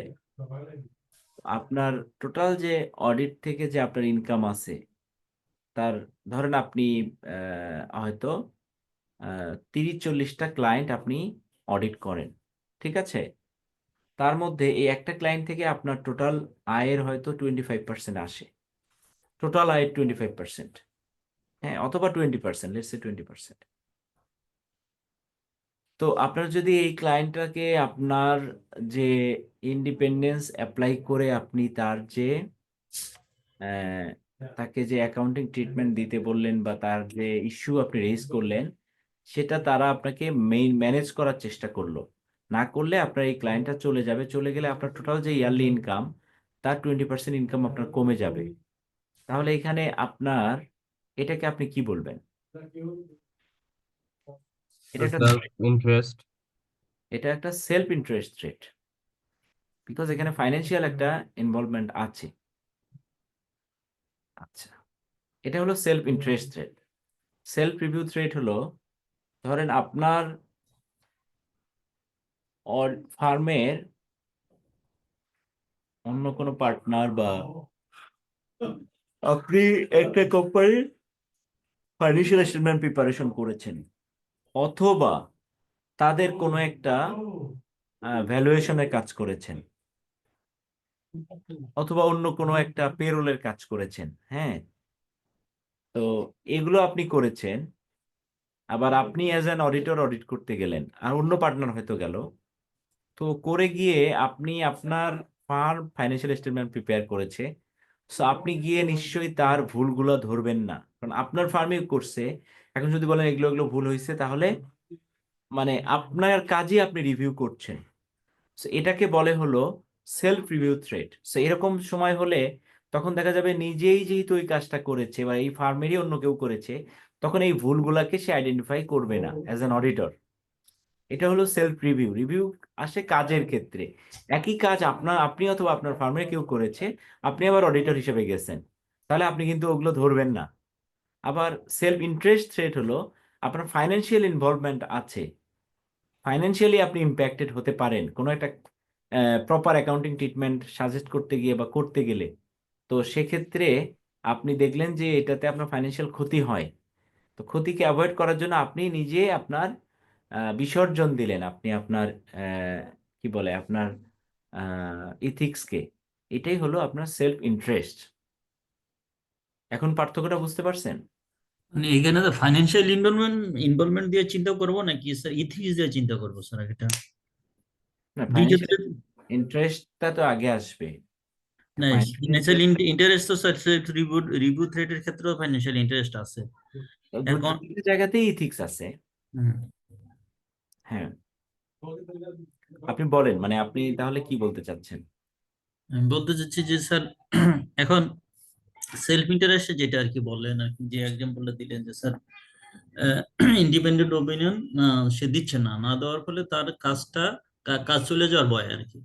আবার যদি সেলফ রিভিউর ক্ষেত্রে বলি যে অডিট করতেছে সে, পাশাপাশি আরেকটা পাশাপাশি অন্য একটা ট্যাক্সের কাজ অথবা এখন রিভিউর কাজ করতেছে। হ্যাঁ, তো দুই ক্ষেত্রেই কিন্তু দেখা গেল তাহলে এইটা পরেরটা হলো সেলফ রিভিউ থ্রেড, তাহলে দুই ক্ষেত্রে কিন্তু ফাইন্যান্সিয়াল ইনভলভমেন্ট আছে তাহলে স্যার। ফাইন্যান্সিয়াল ইনভলভমেন্ট দুই জায়গাতেই আছে। একটা হলো যে আপনি এটা যদি করেন বা এটা যদি এস্টাবলিশ করেন, তাহলে আপনার হয়তো ফাইন্যান্সিয়ালি আপনি লস করতে পারেন, রাইট?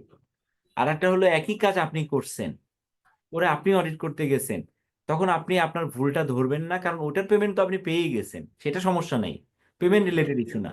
ইস্যুটা হলো আপনার একটা মান সম্মানের ইস্যু, যে আপনি একটা জিনিস করলেন, তখন বলে আপনি এই কাজ করছেন, আপনি ভুল করছেন, তখন সেলফ রিভিউ করতে রিভিউ। গিয়ে আপনি বলবেন যে না, ওটা ঠিক না। বুঝতে পেরেছেন? জি স্যার। এইটাই। আচ্ছা, নিজের চোখে তো আসলে নিজের ভুলগুলো ধরাও পসিবল না। ওরাও পসিবল হয় না অনেক সময়। হ্যাঁ, এখানে আর কি বায়াসনেসও হচ্ছে ক্রিয়েট হয়। ক্রিয়েট হয়, হ্যাঁ, বায়াসনেসও ক্রিয়েট হয়। আর স্যার আমরা যেরকম সিএলও পড়েছিলাম যে স্যার ফ্যামিলিয়ারিটি থ্রেট আর সেলফ ইন্টারেস্ট থ্রেট এই দুইটা তো অনেকটা ইন্টারলিঙ্কড, মানে এটা ডিস্টিংগুইশ করা। ফ্যামিলিয়ারিটি থ্রেড যেটা আছে, সেখানে ফাইন্যান্সিয়াল ইনভলভমেন্ট নাও থাকতে পারে, তখন হয়তো রিলেশনের উপর বেস করে, যে হ্যাঁ আপনি আমার পরিচিত, আপনি আমাকে বললেন যে আমার এই অডিটগুলো করে দেওয়ার জন্য আপনার এই কোম্পানিগুলো আমি করে দিচ্ছি, তো তখন আমি অনেক কিছুই হয়তোবা ফ্যামিলিয়ারিটির কারণে, আপনার সাথে রিলেশনের কারণে আমি হয়তোবা অনেক কিছুই কনসিডার করবো, অনেক কিছু ছেড়ে দিব। এটা হলো ফ্যামিলিয়ারিটি। আর সেলফ ইন্টারেস্টের ক্ষেত্রে আপনি এখান থেকে ফাইন্যান্সিয়াল বেনিফিট পাচ্ছেন, যেটা লস আপনার, এটা হয়তো আপনি হারাতে পারেন আর কি, এটা। স্যার এক্সামে যদি আমি এরকম সিচুয়েশনে পড়ি যে আমি আসলে ঠিকভাবে ডিস্টিংগুইশ করতে পারছি না যে এক্স্যাক্টলি কোন থ্রেট এটা, তো সেই ক্ষেত্রে কি আমি অ্যান্সারে হচ্ছে দুইটাই প্রবাবল যেটা আমার কাছে লাগবে দুইটাই আমি বলে দিতে পারবো? হ্যাঁ, আপনি তার পক্ষে আপনাকে যুক্তি দিতে হবে। আর এগুলো জায়গায় এই আমি যেটা বলছি যে অডিটের ক্ষেত্রে আপনি কোথাও কোনো জায়গায় বলবেন না যে এটাই হবে, আপনি বলবেন maybe, there may be self interest threat, there may be, আপনি যেটা বলতে চাচ্ছেন হয়তো আপনি এখানে বলবেন যে ফ্যামিলিয়ারিটি থ্রেট, আপনি বুঝতে পারতেছেন না কোনটা হবে। তো আপনি মেবি দিয়ে সব সময়, শুধু এটার ক্ষেত্রে না, অডিটের ক্ষেত্রে তো অনেক রিকমেন্ডেশন, অনেক জাজমেন্ট থাকে, রাইট? জাজমেন্ট যখনই থাকে, তার মানে একটা জিনিস আপনার জাজমেন্টে যেমন হবে আমার জাজমেন্টে একটু ডিফারেন্ট হতেই পারে, তাই না? তাহলে আপনি যদি বলেন না এটাই, তাহলে তো হলো না। হ্যাঁ, যেমন একটা জিনিস আমি খুব মানে খুবই অপোজ করি, এটা হলো যেমন অনেকে কাউকে দেখে বলে যে উনি উনি খুব ভালো, বা উনি এই লোকটা খুব ভালো, বা কাউকে বলে ইনি খুব খারাপ। আসলে ভালো খারাপটা কিন্তু জাজমেন্টাল আমার কাছে, টু মি। আপনার কাছে ডিফারেন্ট হতে পারে। তো আমার কাছে ভালো খারাপটা জাজমেন্টাল কেন আমি বলি, একই লোক হয়তো আমার সাথে ভালো ব্যবহার করেছে জন্য আমার কাছে মনে হচ্ছে ভালো, আবার আরেকজনের সাথে খারাপ ব্যবহার করছে তার কাছে কিন্তু সে খারাপ। সো ভালো এবং খারাপ হওয়াটা এটা একটা জাজমেন্টাল। হ্যাঁ, তো এরকম অডিটের যে জিনিসগুলা এগুলো বেশিরভাগ ক্ষেত্রেই জাজমেন্টাল ইস্যু থাকে। এই জন্য আমরা এখানে কোথাও বলবো না যে এটাই ঠিক, আপনি যে ওপিনিয়ন দিচ্ছেন এটাই ঠিক না, আরেকজনের ওপিনিয়নও ঠিক হতে পারে, বা আপনারটা 70% ঠিক। সে যে ওপিনিয়ন দিচ্ছে এবং যে ব্যাকগ্রাউন্ডের উপরে দিচ্ছে তাতে তারটাও ঠিক।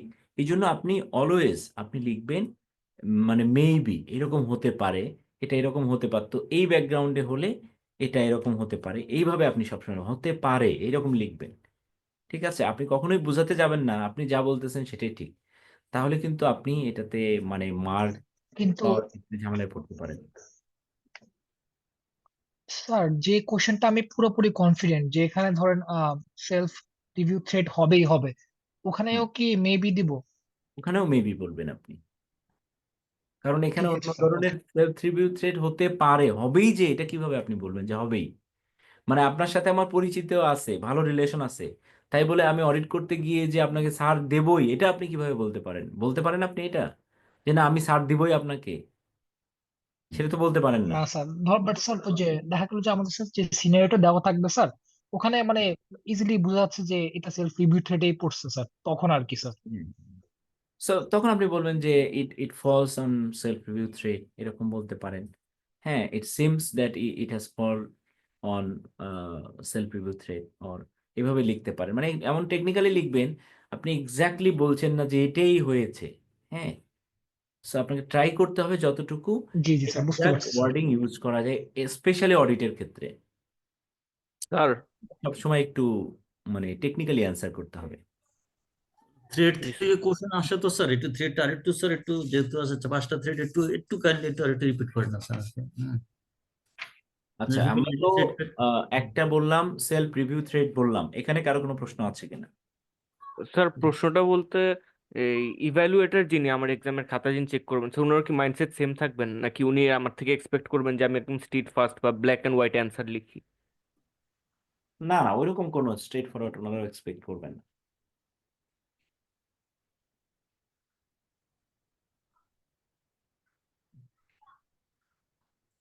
সেলফ থ্রেড ক্লিয়ার স্যার, আর কি ফ্যামিলিয়ারিটি থ্রেডটা একটু স্যার একটু বলবেন স্যার। হুম, হুম, হুম। আচ্ছা, সো আপনারা তো সেলফ ইন্টারেস্ট থ্রেট, আপনারা যেটা বললাম যে ফাইন্যান্সিয়াল ইনভলভমেন্ট থাকবে, এমন হতে পারে যে যে কোম্পানি আপনি অডিট করছেন আপনি সেই কোম্পানির শেয়ার হোল্ডিং করছেন, সেটাও হতে পারে। তারপরে অথবা হতে পারে যে সেই ক্লায়েন্ট থেকে অনেক টাকা অডিট ফি আপনার পাওনা, বা প্রফেশনাল ফি আপনার পাওনা, সেই টাকাটা আপনি নাও পেতে পারেন। হ্যাঁ, অথবা আপনি ওই যেটা বললাম যে dependence on a high amount of fees, সেটা হতে পারে। হ্যাঁ, তো এরপরে সেলফ রিভিউ থ্রেড তো আমরা বললাম যে আপনি হয়তো ওই কোম্পানির ফাইন্যান্সিয়াল স্টেটমেন্ট প্রিপেয়ার করেছেন, অথবা আহ, অন্য কোনো সার্ভিস দিয়েছেন, যেটা অডিট করতে গিয়ে সেই প্রসেসটাকেই আপনার রিভিউ করতে হচ্ছে। হ্যাঁ, অথবা ওই ক্লায়েন্টের আপনি ইন্টারনাল কন্ট্রোল সিস্টেম ডিজাইন এবং ইমপ্লিমেন্টেশনে ছিলেন, পার্টনার ছিলেন। ঠিক আছে, তখন আপনি অডিট করতে গিয়ে এই জিনিসগুলো কিন্তু আপনি হয়তো অ্যাভয়েড করে যাবেন। দুটা জিনিস গেল। থার্ড হলো অ্যাডভোকেসি থ্রেট। এটা একটা থ্রেট আছে না? জি sir, advocacy threat, intimacy threat আছে।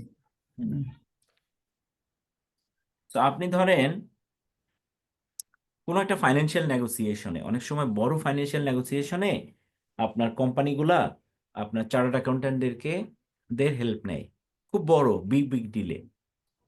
হ্যাঁ, তো এরকম ডিলে আপনি ওই ডিলে তার সাথে আপনি অংশগ্রহণ করেছেন বা তাকে সার্ভিস দিয়েছিলেন। তো ওই অ্যাডভোকেসি করতে গিয়ে আপনি যদি কোনো ভুল করে থাকেন, আপনি অডিট করতে গিয়ে সেই ভুলকে আপনি আইডেন্টিফাই করবেন, বলবেন এটা ভুল হয়েছে? কখনোই বলবেন না, কারণ ওই কাজটা আপনি করে দিছেন। সো এটা হলো অ্যাডভোকেসি থ্রেট। বুঝতে পেরেছেন? না, এটা স্যার একটু ক্লিয়ার করবেন স্যার কথাটা। ধরেন কোনো রেগুলেটরের সাথে কোনো একটা ইস্যু হয়েছে, সেটাকে তা ওই কোম্পানির হয়ে আপনাকে কাজ দিল যে এটা আপনি একটু ডিল করে দেন। হ্যাঁ, অথবা ব্যাংকের সাথে কোনো একটা ডিল করছে বড় বিগ অ্যামাউন্ট অফ মানি, সেটাতে আপনি হেল্প করলেন। অথবা কোনো একটা অ্যাসেট, বড় একটা অ্যাসেট কিনতেছে, সেই ডিলটাতে আপনার হেল্প নিল। হ্যাঁ, আপনি তখন এটার আরওআই ক্যালকুলেট করে দিলেন, আপনি এটার কি হতে পারে, থ্রেট কি হতে পারে, এটার মানে অ্যানালাইসিস করে দিলেন, এটার অপরচুনিটিস কি, হ্যাঁ, ফিউচার ইম্প্যাক্ট কি হতে পারে অ্যানালাইসিস করে দিলেন। এখন এই অ্যানালাইসিসেও অনেক সময় ভুল হতে পারে। আপনি যখন অ্যাজ অ্যান অডিটর আবার অডিট করতে গেছেন, আপনি কি বলবেন যে সে যে অ্যানালাইসিসটা করে দিছে, সে যে আপনাকে অ্যাডভোকেসি করেছে, হ্যাঁ, সেটা বা লিগ্যাল একটা ডিসপিউটে আপনাকে নেগোশিয়েট করে দিছে, অথবা কোনো একটা কোনো একটা বিগ একটা নেগোসিয়েশনে ছিল, সেটাকে যে সেখানে কোনো একটা প্রসেসে ভুল ছিল, সেটা কি কখনো অ্যাজ এন অডিটর সে আবার গিয়ে বলবে যে আমি ওটা করছিলাম, এটা ভুল হয়েছিল? বলবে না তো, তাই না? এটা হলো অ্যাডভোকেসি টেট। তো সেলফ রিভিউ যেটা আসে, রিভিউ হলো আপনি ধরেন ফাইন্যান্সিয়াল স্টেটমেন্ট প্রিপেয়ার করেছেন বা ইন্টারনাল কন্ট্রোল সিস্টেম আপনি তার ডিজাইন করে দিছেন। তো অডিট করতে গিয়ে তো এই ইন্টারনাল কন্ট্রোল সিস্টেম যেমন কন্ট্রোল আছে কিনা সেটা চেক বা রিভিউ করতে গিয়ে কিন্তু এগুলো দেখা হয়, তাই না? So, ওই জিনিসগুলা এবং ফাইন্যান্সিয়াল স্টেটমেন্ট প্রিপেয়ার করা, তো এটা তো পরে হলো আপনার সেলফ রিভিউ থ্রেটের মধ্যে। আর অ্যাডভোকেসি থ্রেট পরে হলো যে কাজগুলোতে আপনি অ্যাডভোকেসি করেছেন, তাকে অ্যাডভোকেটের দায়িত্ব পালন করেছেন, তাকে আপনি গাইড করেছেন, এই ধরনের কাজ আপনি অডিটর হিসেবে যখন রিভিউ করতে যাবেন, তখন এটা পরে হলো অ্যাডভোকেসি থ্রেটের মধ্যে পড়ে। স্যার তাহলে এটা কি ইন সামারিতে বলা যায় যে অ্যাডভোকেসি থ্রেডটা সেলফ রিভিউ থ্রেড থেকেই জেনারেট হয়? আপনি কিছু থ্রেড আছে আপনার দুই জায়গায় পড়ে, সো তখন আপনি যখন বলবেন তখন বলবেন যে it may fall under advocacy threat or self review threat. ঠিক আছে, বাট দুইটা মানে very close, very closely associated, আপনি দুইটাকে আসলে ওইভাবে বের এগুলো প্রত্যেকটি কাছাকাছি স্যার আর কি। হুম। স্যার এটা তো দেন হচ্ছে অ্যাডভোকেসি, যেরকম আমি ক্লায়েন্টের ফেভারে কোনো হচ্ছে স্টেটমেন্ট দিতে গেলাম বা ক্লায়েন্টের ফেভারে কোনো কাজ করতে গেলাম, তখন স্যার আমার ইন্ডিপেন্ডেন্সটা যদি কম্প্রোমাইজড হয় সেই ক্ষেত্রেও তো এটা ধরেন, হ্যাঁ, ধরেন আমি বিষয়টা এরকম, ধরেন তার একটা ট্যাক্স রিলেটেড একটা কেস হয়েছে বা ভ্যাট রিলেটেড কেস হয়েছে, আমি আমাকে নিয়োগ দিল, আমি ট্যাক্স ডিপার্টমেন্ট বা ভ্যাট ডিপার্টমেন্টের সাথে নেগোশিয়েট করে আমি তার ডকুমেন্টেশন, তাকে কি কি প্রিপেয়ার করতে হবে সেই জায়গায় হেল্প করলাম, করে আমি এটাকে মিনিমাইজ করে একটা জায়গায় নিয়ে আসলাম, আমি একটা কনসালটেন্সি করলাম। So, এই রিলেটেড যদি আমি অ্যাজ এন অডিটর পরের বছর যখন যাব, তখন এটা রিভিউ করতে গেলে এটাকে বলবো অ্যাডভোকেসি থ্রেড, মানে আমি তার অ্যাডভোকেট হয়ে কাজ করেছিলাম। বাট আমি যখন তার ইন্টারনাল কন্ট্রোল সিস্টেম তৈরি করে দিয়েছি, আমি যখন তার পলিসি তৈরি করে দিয়েছি, আমি যখন আহ, তার ইনভেন্টরি যে ভ্যালুয়েশন করছে আমি ভ্যালুয়েশন করে দিয়েছি, আমি তার ফিক্সড অ্যাসেট রেজিস্টার তৈরি করে দিয়েছি, আমি তার ফাইন্যান্সিয়াল স্টেটমেন্ট তৈরি করে দিয়েছি, এগুলো রিলেটেড যেটা, এটা হলো সেলফ রিভিউ থ্রেড, মানে আমি একটা কাজ করছি, সেই জিনিসটা এখন রিভিউ করা হচ্ছে। হ্যাঁ, বাট অ্যাডভোকেসিটা মোর অফ এ অ্যাডভোকেটরা যেসব কাজ করে, লাইক আপনি ক্লায়েন্টের হয়ে হয়তো ট্যাক্স ম্যাটার লড়লেন, বা ট্যাক্স ম্যাটার হতে পারে, ভ্যাট ম্যাটার হতে পারে, ওর আপনি কোনো একটা ডিলে, ফাইন্যান্সিয়াল ডিলে তাকে আপনি অ্যাডভোকেসি করেছেন, আপনি তাকে গাইড করেছেন যে এটা এইভাবে করা যেতে পারে। So, ওই জিনিসগুলা পার্থক্যটা আমার মনে হয় বুঝে গেছেন, তাই না? জি স্যার। হুম। তাহলে আপনার self review, self interest and advocacy গেল। 4 হলো আপনার ফ্যামিলিয়ারিটি অর ফ্যামিলিয়ারিটি ট্রেট আর কি। হ্যাঁ,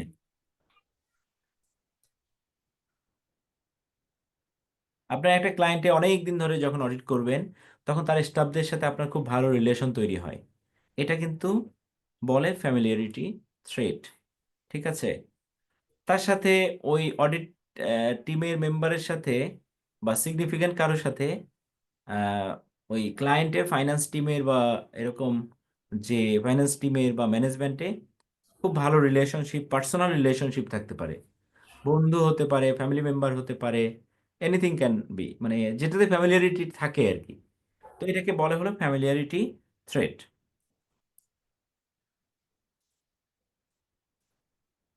এখানে কোনো প্রশ্ন আছে কিনা ফ্যামিলিয়ারিটি থ্রেট নিয়ে? এটা সিম্পল জিনিস, পরিচিত। আরেকটা হলো ইন্টিমিডেশন থ্রেট আছে।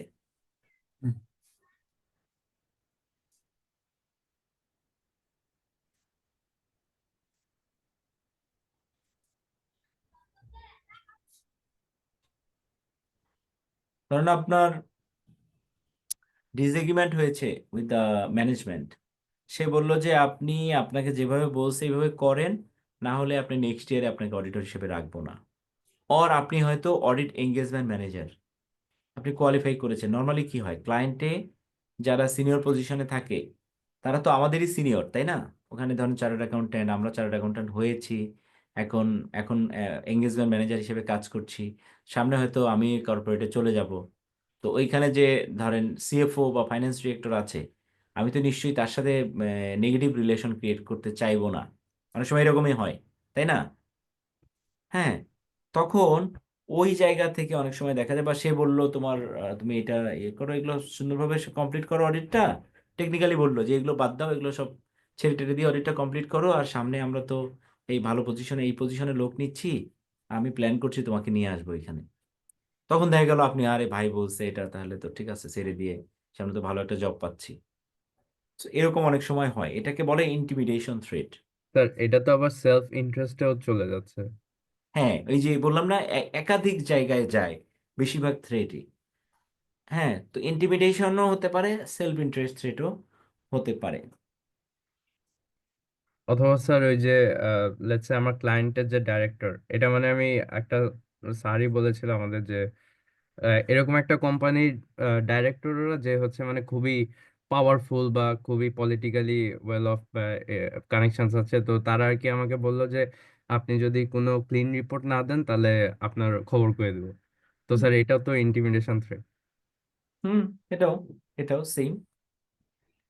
আর একটা থাকে ম্যানেজমেন্ট থ্রেট, মানে অনেক সময় দেখা যায় যে আপনি এখন অডিট টিমে আছেন, এ লাস্ট ইয়ারে আপনি ওই ক্লায়েন্টেই আপনি হয়তো কর্পোরেটে জব করতেন। লেটস সে আপনি ইউনিলিভারের হয়তো এখন ফাইন্যান্স ডিরেক্টর হিসেবে কাজ করছেন।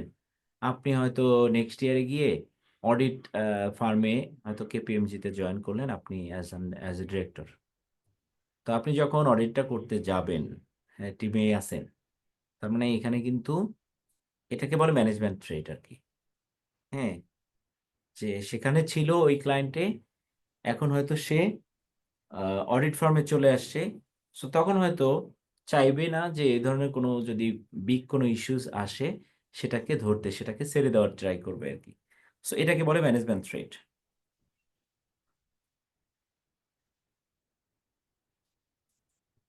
সো এই এই থ্রেট গুলো মোটামুটি আছে। আর এগুলোর সেফগার্ড গুলো কি কি আছে এরকম, এগুলো যদি একটু বলে দিতেন আর কি। সেফগার্ড বেসিক্যালি এক একটার জন্য এক এক ধরনের সেফগার্ড আছে।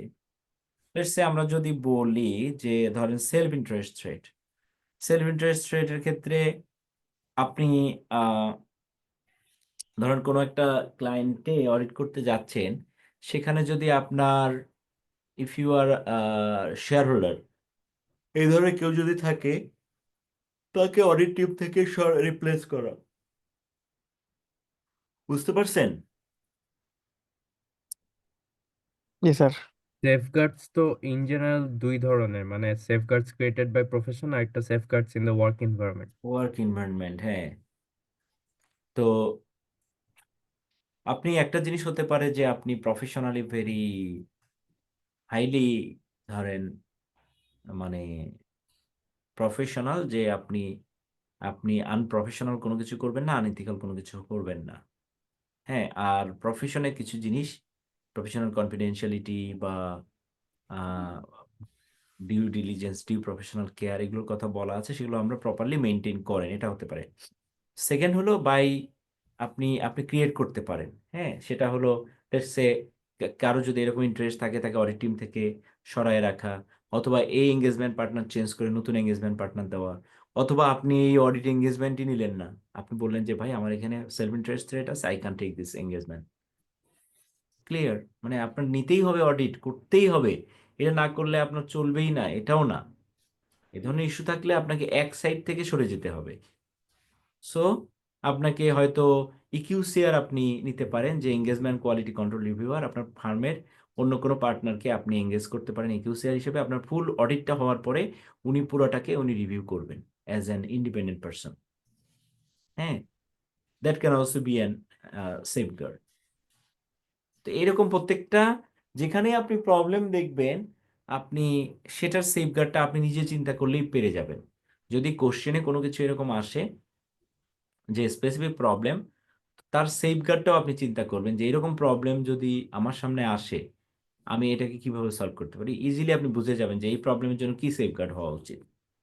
হ্যাঁ, বেশিরভাগ ক্ষেত্রেই হলো আপনার এঙ্গেজমেন্ট টিম চেঞ্জ করা, আর যে এই ধরনের পজিশনে আছে তাকে ওই সিগনিফিক্যান্ট কোনো কাজ না দেওয়া যদি টিম মেম্বার হয়। হ্যাঁ, অথবা ইকিউসিআর নিয়োগ করা, এই জিনিসগুলা আপনার হলো যে সেফগার্ড আর কি বেশিরভাগ ক্ষেত্রে। অথবা এই কোম্পানির শেয়ার ছেড়ে দেওয়া, অথবা এঙ্গেজমেন্ট উইথড্র করা, এগুলো হতে পারে সেফগার্ড। চাইনিজ ওয়াল। চাইনিজ ওয়াল কি দিয়ে করবেন আপনি? মানে ইনফরমেশন যাতে মানে একটা টিম থেকে অন্য টিমে না যায়। না, সেটা তো যাওয়ারই কথা না, মানে নর্মাল প্রসেসে যাওয়ার কথা না। হ্যাঁ, but yet you you guys use to মানে talk in front of people, like কোনো একটা বিয়ের প্রোগ্রামে গেছেন, সুন্দরী মেয়ে আছে চার পাঁচটা সামনে, এখন আপনি বন্ধুর বিয়েতে গেছেন ধরেন, আপনার এখানে বুঝাইতে হবে আপনি অডিটর, আপনি এই কোম্পানি অডিট করেন, দেখা গেলো সামনে গিয়ে ফোনে আরেকজনের সাথে গল্প করতেছেন, লাভ কি হলো? বুঝতে পারছেন আমার কথা? জি স্যার, অনেক বেশি ইনএফেক্টিভ। হ্যাঁ, তো Chinese wall actually depends on you, how professionally you are dealing with the matters, that's it. Chinese wall বলে কিছু নাই আসলে ওইরকম। হ্যাঁ, অন্য কেউ পারবে না, আপনি নিজে যদি না পারেন তাহলে অন্য কেউ আপনাকে এটা পারবে না করতে আপনার জন্য আর কি। হ্যাঁ, আপনি আমরা দেখতাম যে অনেক ফ্রেন্ডরা আছে যে কোন ক্লায়েন্টে কি হতো, তিন চারজন মিলে বাসায় বসে গল্প করতেছে, আবার আমি অন্য ফার্মের, দেন আই এম মানে মানে I am knowing those information, I am getting those information which I was not suppose two. তো এটা হলো প্রবলেম। তো এই জিনিসগুলো আমরা অনেক সময় বুঝি না যে এগুলো আসলে বাইরে, ওই টিমের বাইরে অন্য কারোর সাথে ডিসকাস করার কথাই না। আর এই জন্য অনেক সময় দেখা যায় যে আমরা এনডিএ, কোনো স্পেসিফিক এরকম ক্রিটিক্যাল ক্লায়েন্ট হলে তখন non disclosure agreement NDA sign করানো হয় সবাইকে দিয়ে, টিম মেম্বার যারা আছে সবাই এনডিএ সাইন করবে। কিন্তু স্টিল আমাদের দেশে তো এটা ওরকম মানে হাইলি ইফেক্টিভ না এই জিনিসগুলা। তো যার কারণে দেখা যায় যে এটা ultimately depends on you, on the team members.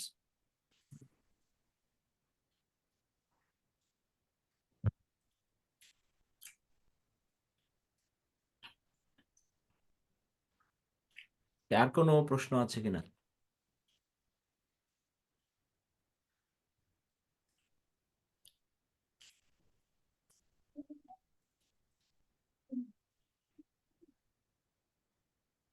Hello?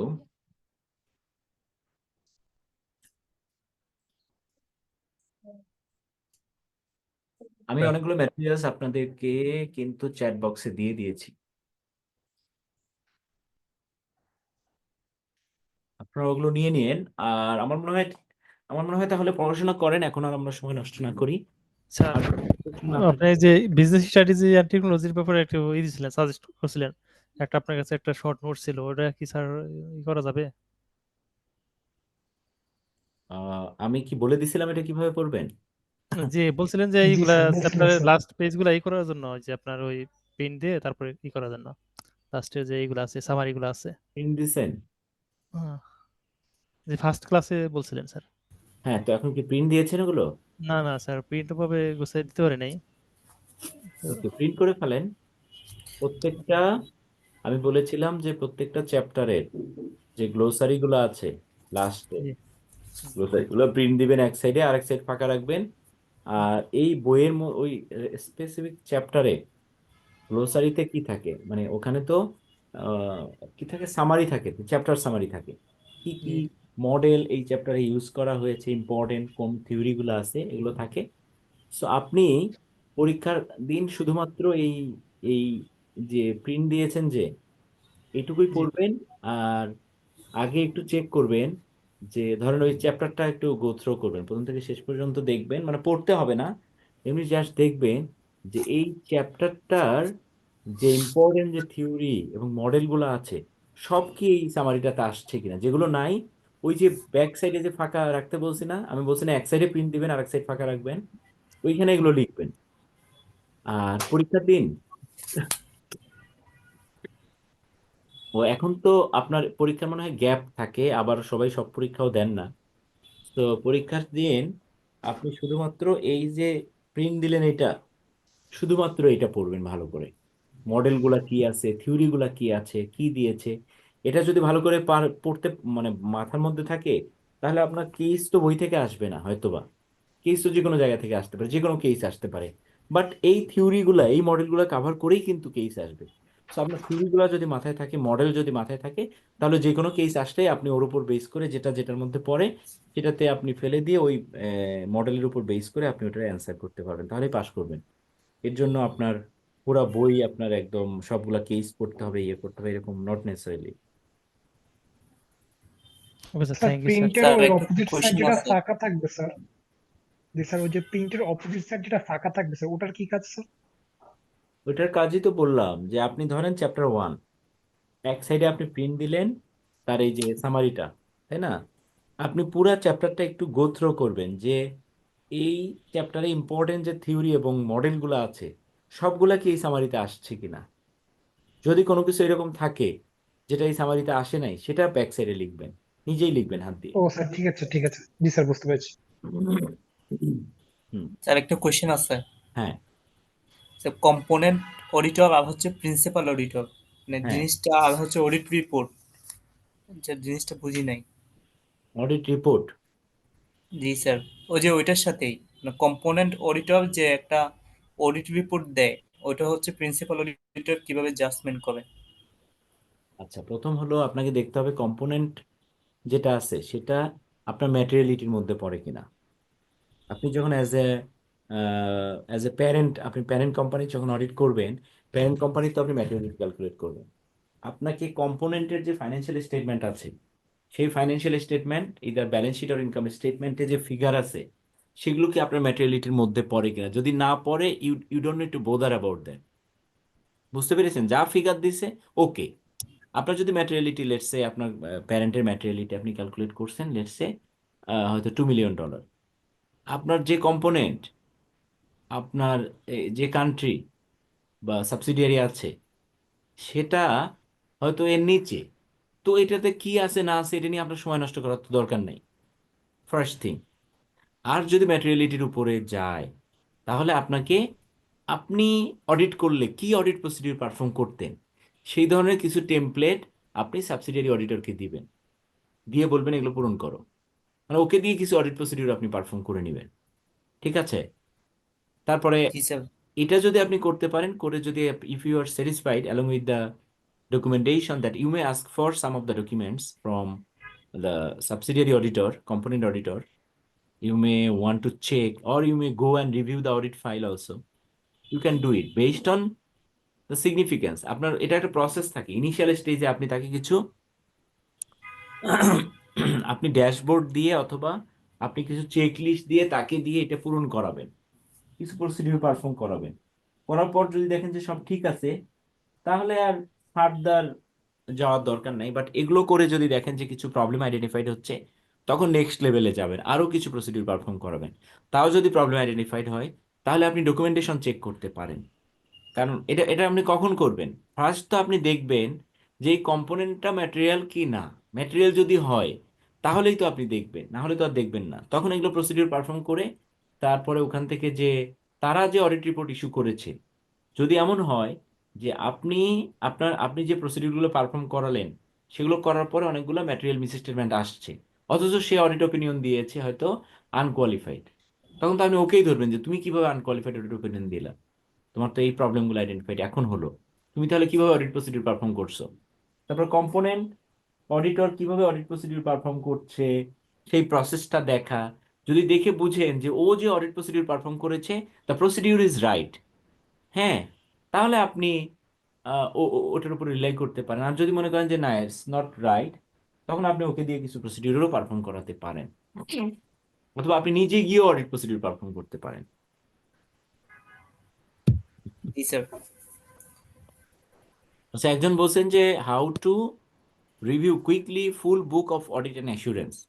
So আপনি যেটা করতে পারেন, আপনি যে টপিকগুলো আসবে, টপিকগুলো দেখে আপনি বুঝতে পারেন যদি যে হ্যাঁ না, you you understand the topics, এবং ওই রেলিভেন্ট একটু আইসাটা বের করলেন, করে দেখলেন যে হ্যাঁ, এখানে কি বলা আছে, সেটা করতে পারেন। আর একটা কুইক একটা ইয়ে আছে, কারণ অডিট অ্যান্ড অ্যাসুরেন্সে প্রচুর প্রচুর কেস আছে। এত কেস হয়তো আপনি নাও পড়তে পারেন, আপনার যদি সময় কম থাকে। তাহলে এই টপিকসগুলা, যে টপিকস আসবে ম্যাটেরিয়ালিটি, আপনি সার্টিফিকেট লেভেলের বইটা বের করবেন এবং ওই টপিকসগুলো সার্টিফিকেট লেভেলের বই থেকে চেক করবেন। যেহেতু ওটা একবার আপনার পড়াও আছে, আগে পড়েছেন, সো আপনার জন্য ইজি হবে। আপনারা এটা করতে পারেন, সার্টিফিকেট লেভেলের বই থেকে এই রেসপেক্টিভ টপিকে কি বলা আছে ওটা একটু চেক করা, তাহলে আপনার আন্ডারস্ট্যান্ডিংটা অনেক ক্লিয়ার হবে। স্যার একটা কোশ্চেন ছিল। হ্যাঁ, বলেন। স্যার ওই যে ব্লক চেইন যে বিষয়টা আছে ওইটা যদি একটু ক্লারিফাই করতেন। ব্লক চেইন দিয়ে এখন কি করুন? স্যার ওই থার্ড চ্যাপ্টার আছে আমাদের একটা টপিক। থার্ড চ্যাপ্টারে আপনার ব্লক চেইন নিয়ে বলা আছে, তাই তো? জি জি জি।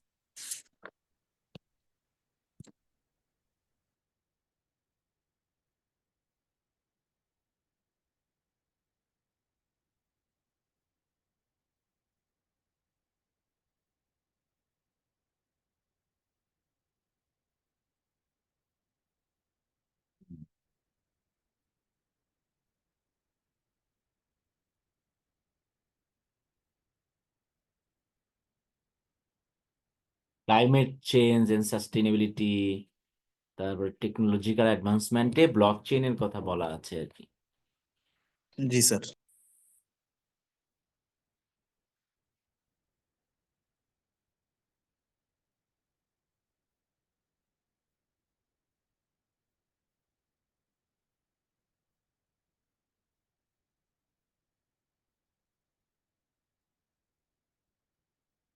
আচ্ছা, আপনারা ইয়ে ইউজ করেন কিনা, আপনার অফিস 365 ইউজ করেন কেউ? জি স্যার, আমি করি। অফিস 365 ইউজ করেন অফিসে, না? জি স্যার। আপনার আপনার যে ওয়ান ড্রাইভ, জি আপনার স্যার। ওয়ান ড্রাইভে তো সব ডাটা থাকে, তাই না? আপনার ফাইল টাইলগুলো সব এখানে থাকে। জি স্যার। সো আপনি তো মোবাইলেও মনে হয় এটা অ্যাক্সেস করতে পারেন। জি স্যার। জি স্যার। এটা তো আছে আপনার মানে ল্যাপটপ, স্যার আমি কিভাবে ওই access- মেইলটা আমি যেখানেই লগ ইন করবো সেখানেই অ্যাক্সেস করতে পারি স্যার। সেখান থেকেই আপনি অ্যাক্সেস করতে, যে কোনো ডিভাইস থেকে আপনার জি যে স্যার। ইমেল আইডি দিয়ে এই ওয়ান ড্রাইভটা ইউজ করছেন, যে ইমেল আইডিটা, এটা যেখানেই আপনি আপনার যে পাসওয়ার্ড আছে এটা দিয়ে যেখানেই লগ ইন করবেন, সেখানেই কিন্তু এটা আপনি অ্যাক্সেস করতে পারেন, সেটা আপনি ওয়ার্ল্ডের যে কোনো জায়গায় থাকেন না কেন। জি স্যার। তার মানে বেসিক্যালি জিনিসটা আপনার ল্যাপটপে না, জিনিসটা আছে আপনার ক্লাউডে। হ্যাঁ, জি sir. This is a kind of blockchain. মানে এই ধরনের যত কিছুই আছে ক্লাউড বেসড, হ্যাঁ, সো এগুলোকে আমরা ব্লক চেইন বলতে পারি আর কি।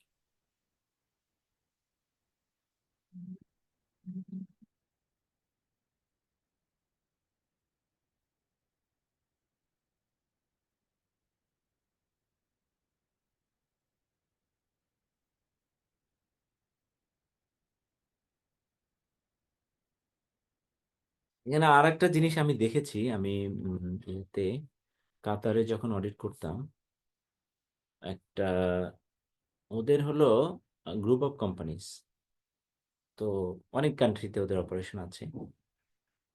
ওই কোম্পানিটাতে আমি দেখলাম যে ওদের যে হেড অফিস আছে, হেড অফিসে সেন্ট্রালাইজড লেজার মেনটেন করে আর কি, এবং সেগুলো সবগুলো কোম্পানিতে সেম লেজার ইউজ করা হয়। মানে আপনার যে চার্ট অফ অ্যাকাউন্টস আছে, চার্ট অফ অ্যাকাউন্টসটা সেন্ট্রালাইজড। ধরুন আপনার 10টা কোম্পানি আছে, ঠিক আছে? সো 10টা কোম্পানির এক একটা এক এক ধরনের বিজনেস ধরন করে, তো তাদের কিছু চার্ট অফ অ্যাকাউন্টস তো একই হবে, মানে across the business nature. Like IT বিজনেসের যেমন হবে, হয়তো ট্রেডিং বিজনেসেরও সেম চার্ট অফ অ্যাকাউন্টস হবে, কিছু জিনিস তো সেম থাকে, এগুলো সেম। আর কিছু particular chart of accounts create করে তারা ওই রেসপেক্টিভ বিজনেস নেচারের উপর বেস করে, বিজনেস রিকোয়ারমেন্ট। মানে পাওয়ার প্ল্যান্টের এক ধরনের লেজার থাকবে, আপনার হয়তো একটা সার্ভিস ইন্ডাস্ট্রি হলে ডিফারেন্ট থাকবে, আইটি কোম্পানি হলে ডিফারেন্ট থাকবে, সো এরকম ম্যানুফ্যাকচারিং কোম্পানি হলে ডিফারেন্ট, ওইভাবে ওগুলো ক্রিয়েট করে। এবং তারা সবগুলা চার্ট অফ অ্যাকাউন্টসই থাকে। তো হেড অফিস থেকে যখন কস্ট অ্যালোকেশন করা হয়, তখন ওই চার্ট অফ অ্যাকাউন্টস ওয়াইজ কত টাকার কস্ট অ্যালোকেশন করলো কোন কোম্পানিকে, ধরেন এবিসি কোম্পানিকে কোন চার্ট অফ অ্যাকাউন্টস এর কোডে কত টাকা অ্যালোকেট করলো সার্ভিস চার্জ বাবদ, সেটা ওরা ওখান থেকে অ্যালোকেট করে। করার পরে এটারে ওরা এক্সপোর্ট করে ওরা সাবসিডিয়ারিকে দেয়। সাবসিডিয়ারি যখন এটাকে ইম্পোর্ট করে, অটোমেটিক্যালি ওইখানে যেটা এই কোম্পানির নামে ডেবিট হয়েছে, এই রেসপেক্টিভ এই কোম্পানির যে লেজারগুলোতে এটা আসা দরকার, ওই লেজারগুলোতে অটোমেটিক্যালি এগুলো হিট করে। So, এরকম টেকনোলজি ওরা ইউজ করে আমি দেখেছি আর কি। হ্যাঁ, তো এগুলো দেজ অল আর মানে ব্লক চেইনস। তার মানে স্যার ইআরপিটাও এর মধ্যে তাহলে ইনক্লুডেড? হ্যাঁ, ইআরপির মধ্যে এই জিনিসগুলা থাকে আর কি, মানে ইআরপি এগুলোকে ফেসিলিটেট করে আর কি।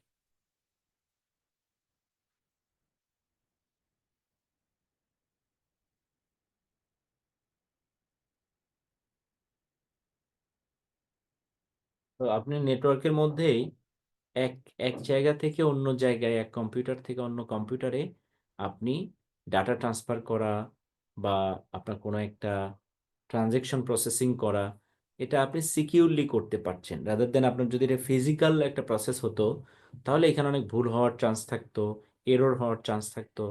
হ্যাঁ, সেই চান্সটা এখানে থাকছে না। তো এখানে কিছু ফিচার আছে। এটা একটা সেন্ট্রালাইজড, যেহেতু বলতেছি distributed ledger that allows digital assets to be transacted, তার মানে জিনিসটা একটা সেন্ট্রালাইজড একটা প্রসেস। হ্যাঁ, এখানে ইমিউটেবিলিটি থাকবে, এখানে ট্রান্সপারেন্সি থাকবে, সিকিউরিটি থাকতে হবে, এবং প্রসেসটা ইফিশিয়েন্ট হইতে হবে। কারণ ইফিশিয়েন্ট না হলে আপনি এই জিনিস কেন ইউজ করবেন? স্বাভাবিক, তাই না? আমরা আইটি কেন ইউজ করি? ইফিশিয়েন্সির জন্য, তারপরে আমার রিলায়েবিলিটির জন্য, আমার এখানে ট্রান্সপারেন্সির জন্য, সিকিউরিটির জন্য, সেফটির জন্য। তাই তো এগুলোর জন্যই তো আমরা আইটি ইউজ করি, নাহলে তো ম্যানুয়ালি কাজ করতাম। হ্যাঁ,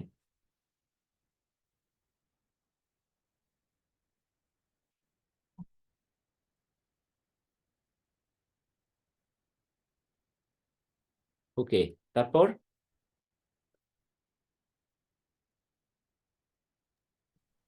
স্যার আমাদের প্রতি আপনার শেষ কোনো সবক যদি থাকে স্যার।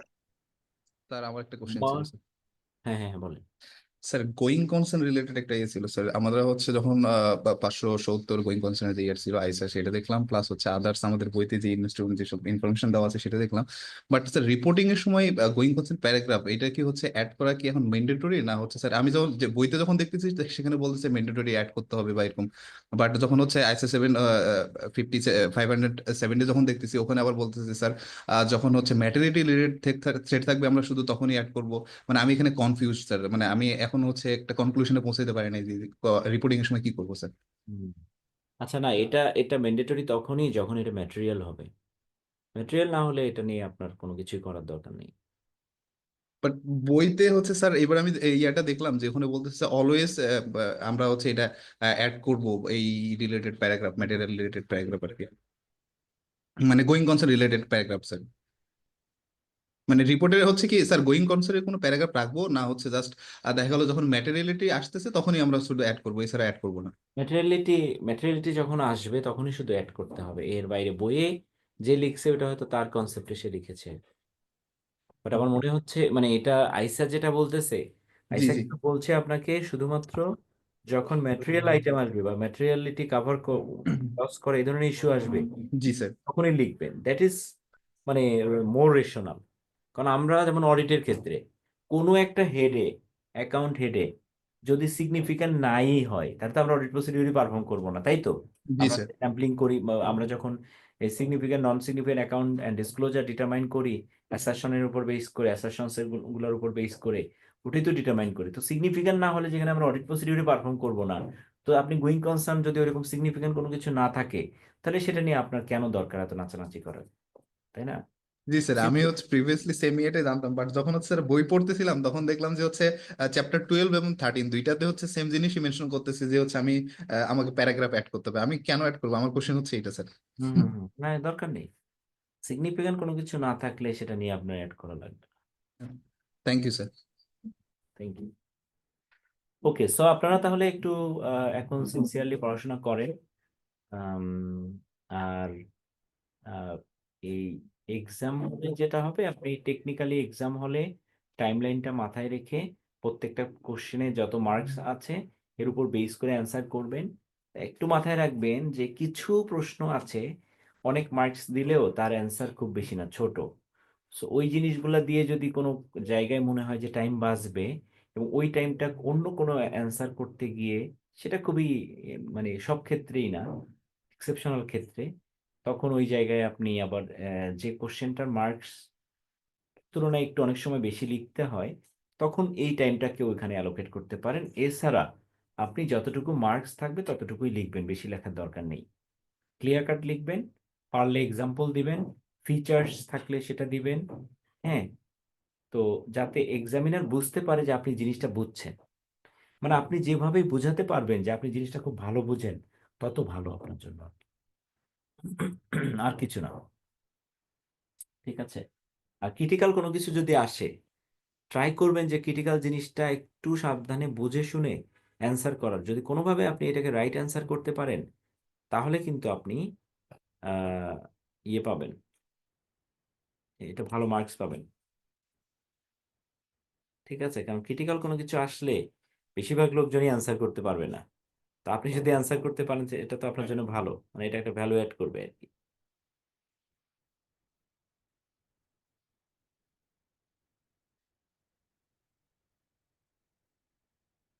ঠিক আছে, তাহলে আমরা আর সময় নষ্ট না করি আপনাদের, আপনারা পড়াশোনা করেন। হ্যাঁ, ইনশাল্লাহ ভালো কিছু হবে। হুম। Thank you sir. তারপরে এর থ্যাংক ইউ মধ্যে স্যার। আপনার যদি কোনো প্রবলেম হয়, কোনো কিছু নিয়ে কোনো হেল্প দরকার হয় আমাকে জানাবেন। হ্যাঁ, স্যার আপনাকে লিঙ্কডইনে পাই নাই স্যার। কেন? লিঙ্কডইনে তো আমাকে একজন নক করেছে, আমি তো তাকে দিয়েছি। আপনি চ্যাট আমার বক্সে আমাকে যে হোয়াটসঅ্যাপে ফাইলগুলো নক সেগুলো তো করতে ওকে পারেন, হচ্ছে না আমি স্যার। হোয়াটসঅ্যাপ নাম্বার দিয়ে দিচ্ছি চ্যাট বক্সে, আপনারা নক করতে পারেন।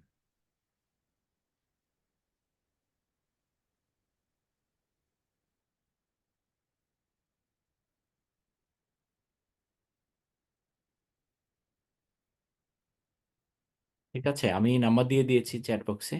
সো আপনারা যদি কেউ প্রয়োজন হয় দেন আপনারা এটা সেভ করে রাখেন, কোনো প্রয়োজন হলে এই লেভেলে বা নেক্সট লেভেলে, হ্যাঁ, আপনারা নক করবেন, অবশ্যই নক করবেন। জি sir, thank you. Sir thank you sir. Okay, thank you সবাইকে, বেস্ট অফ লাক।